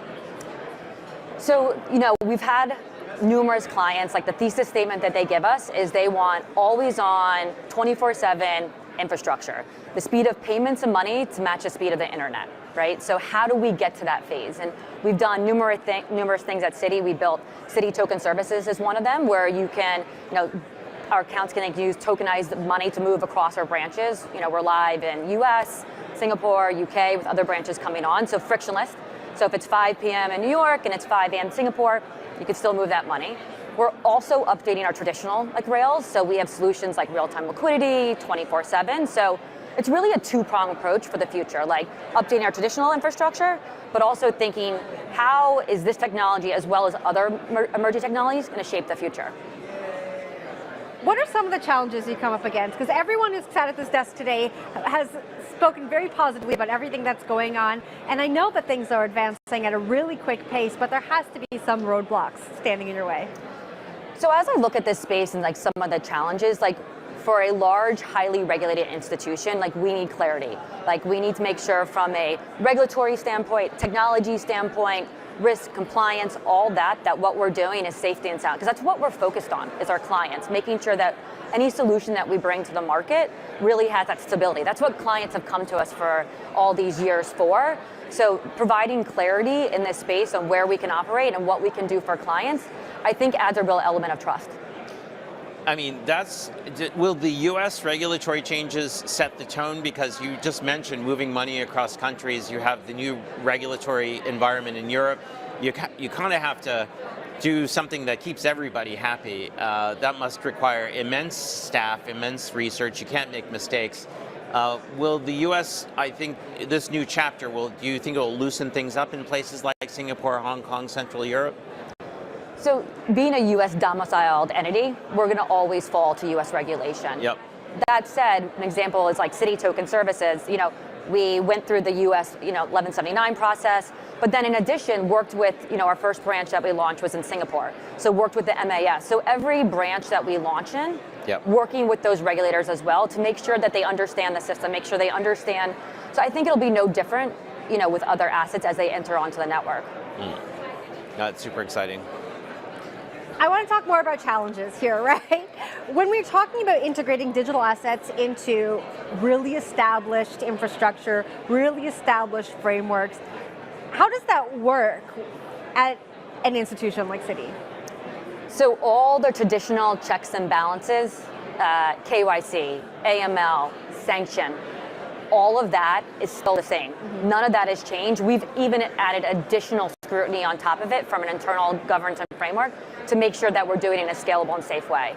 So I would say what you have in traditional banking, but marrying that with emerging technology, but to ensure that safety and soundness for our clients is really important. So I think that is going to continue, and I think it's needed, quite frankly, in this industry, right? So, because currently we're only serving Citi accounts with Citi Token Services. It's a private permission version of Ethereum because that's what we could operate within, right? So all the KYC, all that is same as it has always been. And from the capital requirements, we're still doing all the same that we've done traditionally. What excites you most about what you're hearing today in today's announcement? So I think today it's like bringing together, everyone, RWA has been kind of thrown around a lot. I would say the last 18 months to 2 years, but tokenizing deposit, it's a real world asset, right? And it's live. And we have dozens of clients on and moving real multi-million in value. So I think it's really exciting to see that we're at this inflection point. And it's not just blockchain. And it's hard to turn on the news without hearing something about, if it's AI, blockchain, quantum. I feel like we're at this inflection point with technology overall, where it's truly going to start changing multiple industries, finance being one of them. What would convince you or the firm to move over to at least a semi-public blockchain outside of your private version of Ethereum? There has to be a lot of regulatory clarity around that space. We saw SAB 121 repealed last week. Right. There's still some restrictions in that space, as well as connecting to a public chain. So, when we do our due diligence on transactions, a certain number of hops, if it was used in illicit behavior or unsanctioned countries that we're unable to do business, right? So I think that a lot of stuff has to change with our policymakers for us to feel comfortable to enter that space. When you think about the future of finance, when you think about the integration of DeFi into banking, maybe not today, but in your future career, what does that look like? It'll be interesting to see how these different products evolve, because I've had a bunch of DeFi, different assets approach me about, investing and that, thinking about for me, when I worked at IBM or R3, we were tokenizing everything under the sun, right? But it always went back to traditional rails for settlement. So here, starting with the fiat leg of it, the cash side of it, because you still need, if it's DVP or atomic settlement, you still need that cash leg of it on chain. So I think that it'll be interesting to see how it evolves once it becomes more enterprise. Ryan, thank you so much. Quick question. No, I got one more. What's the first retail touch point? What's the first retail Citi customer going to see in terms of blockchain use? So, I mean, in regards to like ETFs and stuff, like we do have like non-solicited, clients can access that. Right. But it's going to be really based on demand. What client, and like that's what products we're going to, bring to market is the one that our clients are asking us for. So, my guess is as good as yours. Okay. Thank you so much. Thank you. Ryan, thank you very much. That was Citi's Global Head of Digital Assets, Treasury and Trade Solutions, Ryan Rugg. We are going to take a quick break. We'll be right back.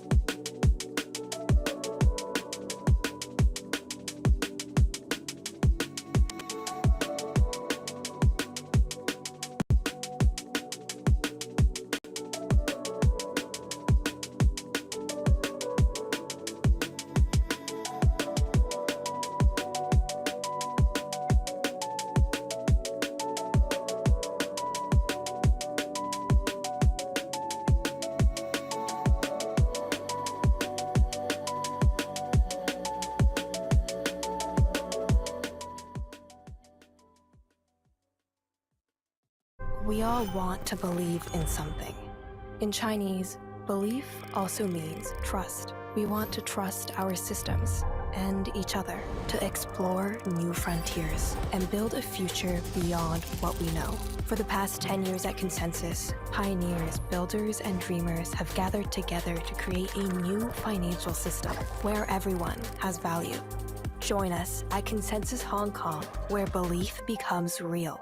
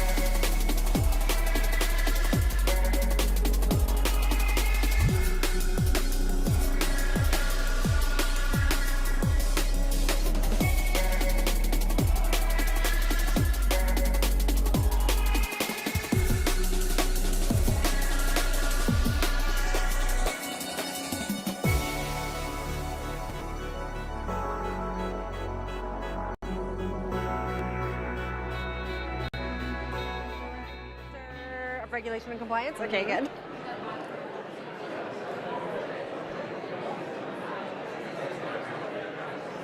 Welcome back to CoinDesk Live. We are live at the Ondo Summit. This is the very first Ondo Summit, and it is happening in New York City. Today, we're celebrating Ondo, bringing institutional-grade finance on-chain, unveiling the next era of finance. Our next guest is the Chainalysis Director of Regulation and Compliance, Caitlin Barnett.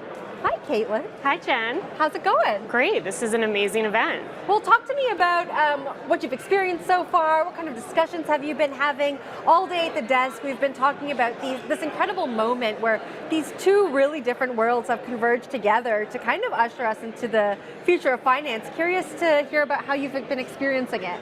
Yeah, so the lineup of speakers has been absolutely amazing, and I think the main theme, other than just bringing TradFi and crypto together, is that 2025 is the year of this is really going to happen. Mm-hmm. We're no longer going to face the regulatory hurdles that we've faced for the past couple of years, and everyone is going full force into crypto.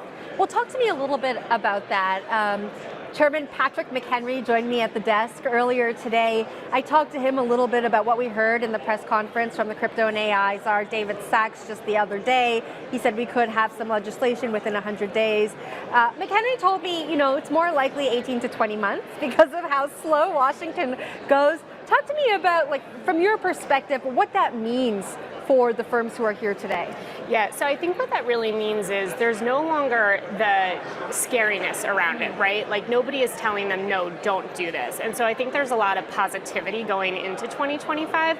So I agree with Congressman because he's right. Everything moves very, very slow. And I think we have this idea that it's going to happen very quickly, but I think the fact that this administration is so bullish on crypto, and we've already seen, for example, the rescindment of SAB 121, it's just a lot of really good indicators for the industry at large, specifically traditional finance, to jump into this space.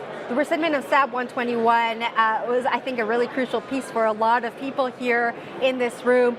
Talk to me a little bit about what traditional financial institutions should be looking at from a compliance perspective as they start to come to more events like this, as they start to incorporate digital assets into their business strategies moving forward. Yeah, absolutely. So I wouldn't be doing my job if I didn't plug blockchain analytics, right? Yeah. So I work for Chainalysis, which is the leading blockchain analytics provider. And a lot of what we've been doing over the past couple of years is doing education for a lot of the traditional financial institutions. You know, this space can seem very overwhelming and very scary, and so what we're showing is it's really not all that bad. In fact, when you look at the on-chain percentage of illicit activity, it's less than 1%. And so we're trying to show the traditional financial institutions that from a compliance perspective, the utilization of blockchain analytics can really make your job way easier. Talk to me about that less than 1%. Compare that to years prior. Yeah, put that into perspective for me. Yeah, so I think at the onset of crypto, all we heard about was money laundering and drugs, and I think the first thing you thought of was Mt. Gox, for example, huge hacks. And so what we're seeing as these more traditional players come into this space and as we have more regulation, the amount of illicit activity has steadily decreased year over year. How are firms using blockchain analytics to inform their strategies and to inform their compliance? Yeah, it's a great question. And we're talking to probably every major financial institution you can think of. And so you can use blockchain analytics in a number of different ways, whether it's you want to start banking cryptocurrency businesses, we're giving you their overall risk profile. And so you're not just relying on documentary evidence like traditional compliance. You're actually able to test those policies and procedures to make sure, okay, if you say you don't allow interactions with sanctions, are you actually telling the truth? You can really sanity check that. Blockchain analytics is also used for transaction monitoring. So when you think of traditional compliance monitoring fiat inflows and outflows, Chainalysis also provides software that allows you to monitor the inflows and outflows of crypto so you can quickly understand, are you dealing with a good counterparty or a bad counterparty? We also have major financial institutions who are looking to take the next Coinbase public, utilizing blockchain analytics to make informed decisions about those companies. You said that 2025 is going to be like the year for this industry. What are some of the milestones you're looking towards that would indicate to you that we are on the right path? I think a conference like this, quite candidly, like when you see this lineup of speakers coming from traditional finance as well as the crypto industry, I think the more institutional adoption that we see over the next year is going to be critical. Also, regulation would be great. I think we're going to see a much different way that, we're seeing enforcement. I don't think we're going to see regulation by enforcement. I think we're going to start to see smarter actions being brought rather than these strict liability things. So I think it's going to be really exciting. I think you're right in the fact that we won't really see regulation by enforcement. I had a conversation with SEC Commissioner Hester Peirce recently, who's just laid out her framework for her new crypto task force. When you see changes like that happening from a regulatory perspective, what kind of future does that indicate we're working towards? I mean, the fact that we even have a task force that's dedicated to this is just finally right. Like, I think that's just such a major sign that we're heading in the right direction. When you look at all the appointments that we've seen from this administration, David Zaks as a crypto czar, like, this is huge for this industry. We have the very top leaders in the U.S. thinking about this from a strategic perspective to try to make sure that we are successful. And I do think that we're going to lead on the regulatory front, and we'll see the rest of the world also start to adopt adopt as well. There was just, I forget who said it, it was probably Novogratz or Dan Moorhead, who was saying that one of the largest sovereign wealth funds, they were like, well, if the US is buying Bitcoin, we have to do it too. And so I think we are seeing, if we continue to adopt this technology, everyone else will as well. Well, that's really interesting because I think a lot of folks in the industry have said in the past that the US is falling a little bit behind other jurisdictions. Right now, we're playing some catch up. I've asked a few other people at the desk today this question. Do you think that the US can catch up? And if so, would we lead the way when it comes to regulation? I hope so. And based on what I'm hearing inside there, I think that's the right answer. I think we can catch up. I think we just have to be smarter about how we're handling a lot of these issues. I think we have to start delineating who's responsible for what. Great example, what does the SEC own versus the CFTC? If we can get clear swim lanes for these regulators, I really think we can start to make a lot of forward progress. What kind of questions are institutions asking you when they come to Chainalysis, when they're looking to evaluate a new product or they're looking to evaluate an experiment in the digital assets industry? What are they asking you? Everything and anything. So some of the conversations, talk about, isn't it just used for money laundering and drugs? This is still a question. It's still a question. Okay, that's interesting because some people come up here and they've painted a picture like it's all hunky-dory out there. I would say post-November, it has changed drastically. And what I mean by that is we were kind of banging down doors trying to get meetings with a lot of the traditional financial institutions, whereas now we're being asked to come in and set up trainings or demos or talk to their strategy teams about what the art of the possible is. I think if you're in compliance, you're probably always a little scared of something new. And so from the compliance perspective, I think there is still that negative connotation associated with crypto. And so they're always scared that they're going to get in trouble, right? So they're asking the question, how can we do this? Please tell us it's not all that bad. What are the policies, procedures, technologies we can put in place to make this seamless? And what do you tell them? I say it's not that scary. I've also been in this space since 2016, so I had to be a little crazy, I guess, to jump into it back then, and I'm still here, so probably a lot crazy. But one of the things I always joke around about is everybody has germs, right? So there's no clean entity, just like no traditional financial institution is clean. There's always going to be illicit activity. It's really what you do about identifying that illicit activity, and then how do you remedy it? What are you doing? Are you filing suspicious activity reports? Are you working with your regulators to say, hey, look, we saw this, we're going to put these proactive measures in place to make sure it doesn't happen going forward? It's interesting you say that. For a long time, firms were saying they were trying to work with regulators. They were not being given the opportunity to. It sounds like now, under this new SEC task force, it's going to be a lot easier to communicate with regulators. So it sounds like there is a bright path forward for crypto native firms, but also traditional finance firms. I definitely think we have a very bright path forward. Again, the tone has changed drastically post-November, and it's really exciting to see these major players get involved. Because the more institutional players get involved, the better it is for the overall crypto ecosystem. Someone who sat at the desk earlier today said the institutional advancements, institutional adoption is what will really lead to retail and mainstream adoption, and I think that's exactly right. It totally is, because I think you still have a ton of retail investors who don't buy into this, but if you have JP Morgan, Morgan Stanley, Citi, all the major names get into it, it just brings a level of trustworthiness that I think a lot of the crypto firms need to get it out there. Caitlin, thank you very much for joining me for this conversation. It was a pleasure. I will let you get back to the event. Thank you so much. This was great. Of course.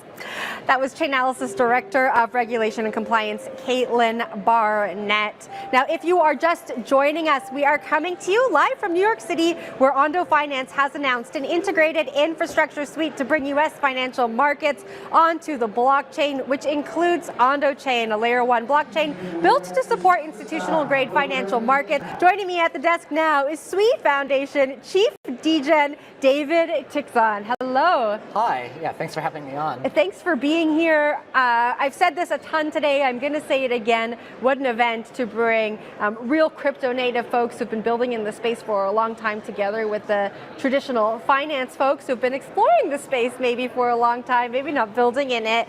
Talk to me a little bit about your experience at the event today. What kind of discussions have you been having? Yeah, the event's been amazing. I guess it's been not just Web3 builders. We have some like the biggest like asset managers here today. So we have like BlackRock, Fidelity is also here, et cetera. So I guess crypto is definitely changing, especially in the last few months too.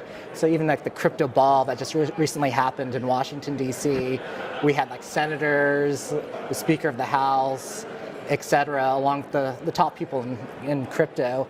So it's definitely changing now that we both have traditional finance meeting Web3, and this is like the moment we've been waiting for all this time. So I've been super excited about where we are going in the industry and of having DeFi meet TradFi. Totally. Let's talk a little bit about Sui for our audience who's watching at home. Talk to us about Sui. Sui is a layer 1. How is it differentiated from other layer 1s out there? Yeah, it's highly differentiated. So a lot of the chains are, use the EVM. We use Move. And so our founder, Sam Blackshear, who's the CTO at Miston Labs, he created the Move language while he was at Facebook. And so it's totally different. It's easier for developers to develop on it. A lot of like developers that come from both the EVM, even a lot of Solana developers say it's a 10x improvement developing on Sui. So the developer platform is totally different. We also are a horizontal scalable blockchain. So as demand goes up on Sui, we're able to expand. And so that's one of our like research initiatives that we announced, like Pilotfish. And so, yes, Sui's the lowest latency blockchain out there. We're at sub-second finality, and we all also object-oriented too. So most blockchains are account-based, and a lot of developers in traditional Web 2 programming are used to object-oriented programming, and that's what we offer for Sui, and other chains just don't offer that. So it's easier for developers to think about what actions they're doing and resolve some performance and safety improvements that we get by developers building on Sui. What does it mean to be a chief degen? So it's a fun title. I don't think anyone else has it in the space, but it's a fun title with big responsibilities. But how I see it, I'm supposed to bring like the top builders to go build on Sui. And so we've seen a lot of like top builders that are already like household names in the Web3 field build on Sui. Recently, we just announced Phantom integrated Sui, and this is like the first like blockchain layer 1 they've integrated outside of Solana, Bitcoin, and Ethereum. And so my job is to make sure Sui is a fun ecosystem and we have the best talent building on us. Talk to me about the Sui ecosystem when it comes to working with institutional firms, because that's what today is all about. So talk to me a little bit with your degen hat on. How can institutions interact with Sui? Yeah, we're seeing high amounts of institutional interest building on Sui. So our team comes from the DM Libra team, and so traditional finance and tackling like trillions of dollars moving on the rails of Web3 has always been the goal. And so, I guess we are all highly focused on institutional adoption. And so we're already working with like companies like VanEck, Franklin Templeton, et cetera, already for like tokenizing assets on Sui.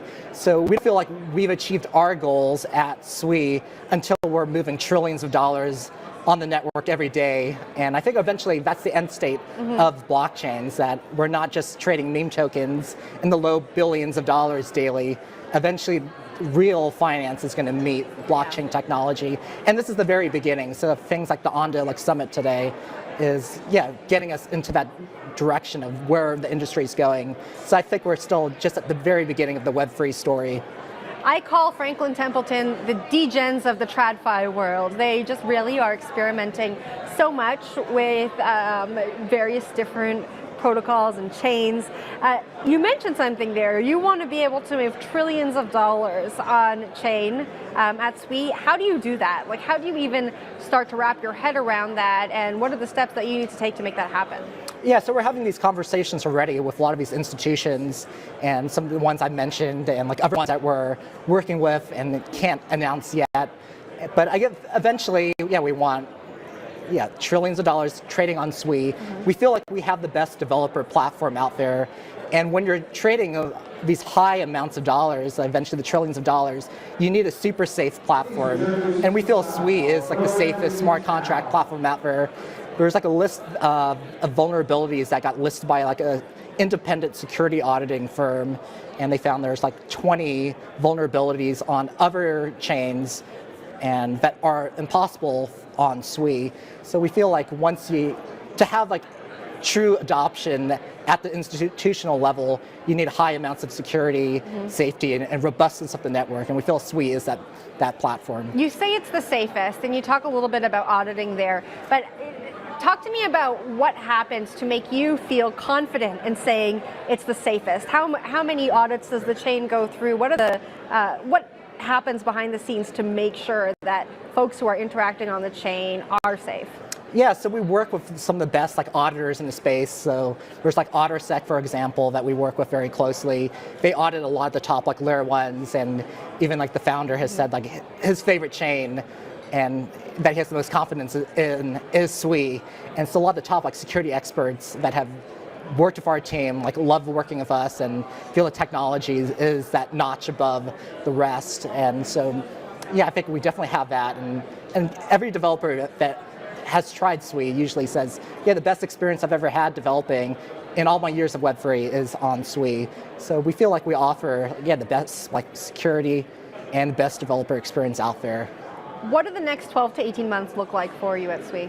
Yeah, so the next 12 to 18 months is going to be highly busy. And so we definitely want to onboard millions or billions of users onto SWI. And we do also have like one of the top like consumer platforms, the biggest that's ever going to has been in Web3 at this point, committed to building on SWI. I guess that'll be announced like shortly. Which platform is it? That'll be announced shortly. Okay. But so we feel highly confident we can be the blockchain that has the most users and most value being transacted on this year.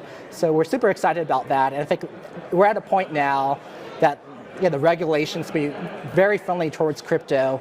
And we'll see some of like these big players that are well known in the Web 2 world being more aggressive in the Web 3 space. And also these traditional finance companies that are here today are going to be doing a lot more. So I think we're going to see a world that we tokenize everything. That sounds like a fun world.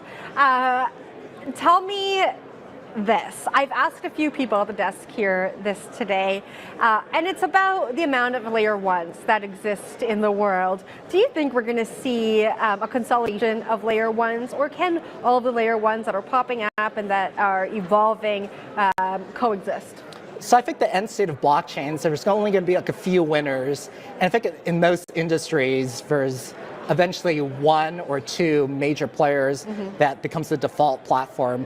I don't think we're at that point right now in Web3, but eventually, right now, I guess there's Apple for iOS, there's Android for phones, and so there's usually two, there's Coke and Pepsi. So eventually there's going to be like a world that there's going to be one main blockchain. I'm hoping and betting it's going to be SWI and possibly like other competitors that have most of the market share. And so there's just going to be these effects of the market where all the developers go, all the institutions are working with, that's going to happen. And so that's interesting. That's the bet I'm making right now. Will SWI be the Coke or the Pepsi? So I guess Coke has the bigger market share, so I'm hoping for the Coke. Okay, and then talk to me about this just before we wrap up. I know we only have 1 minute left, but when you think about the convergence of TradFi and DeFi, what does that future look like that we're building towards? So yeah, I guess the future is like starting to happen like right now. So a lot of these institutions are looking at what's happening and what are the interesting platforms in the Web3 space and what meets like the bar for like the type of high quality team that they want to work with. And definitely coming from like Facebook, having a very strong Silicon Valley team and like a blockchain made here in America, I think a lot of people are trusting what we're doing at like both at Nissan Labs and the SWI Foundation as like the strategy that can help bring like mass adoption and these high value assets onto the chain. So yeah, these conversations are all happening right now. We're spending a lot of time with these institutions, a lot of time in DC lately. And so it's been a lot of fun, but I'm super excited. And I used to like work at BlackRock at one point and had left BlackRock to go into the world of Web3 and eventually knew there would be a moment that these two worlds are going to meet. And it's finally happening now. So this is the point of like the Web3 story I've been most excited for. And yes, What a great way to wrap up the show. We've had a few BlackRock alumni join us at the desk here, and what an incredible time where we can have BlackRock alumni that's building in Web3 folks that are connecting TradFi folks to the crypto world. I think it's all really exciting, and it come to a head here at this event. So David, thank you for joining me here at the desk. Yeah, thanks for having me on. Of course. That was Speed Foundation Chief Degen, David Tixon. All right, we have come to the end of our live programming from the Ondo Summit right here in New York City. We had so many incredible conversations. My co-host Andy Baer, who's not here anymore, has left me for the day, but thank you to Andy for joining me. Thank you to our audience for watching this live stream. We will see you next time.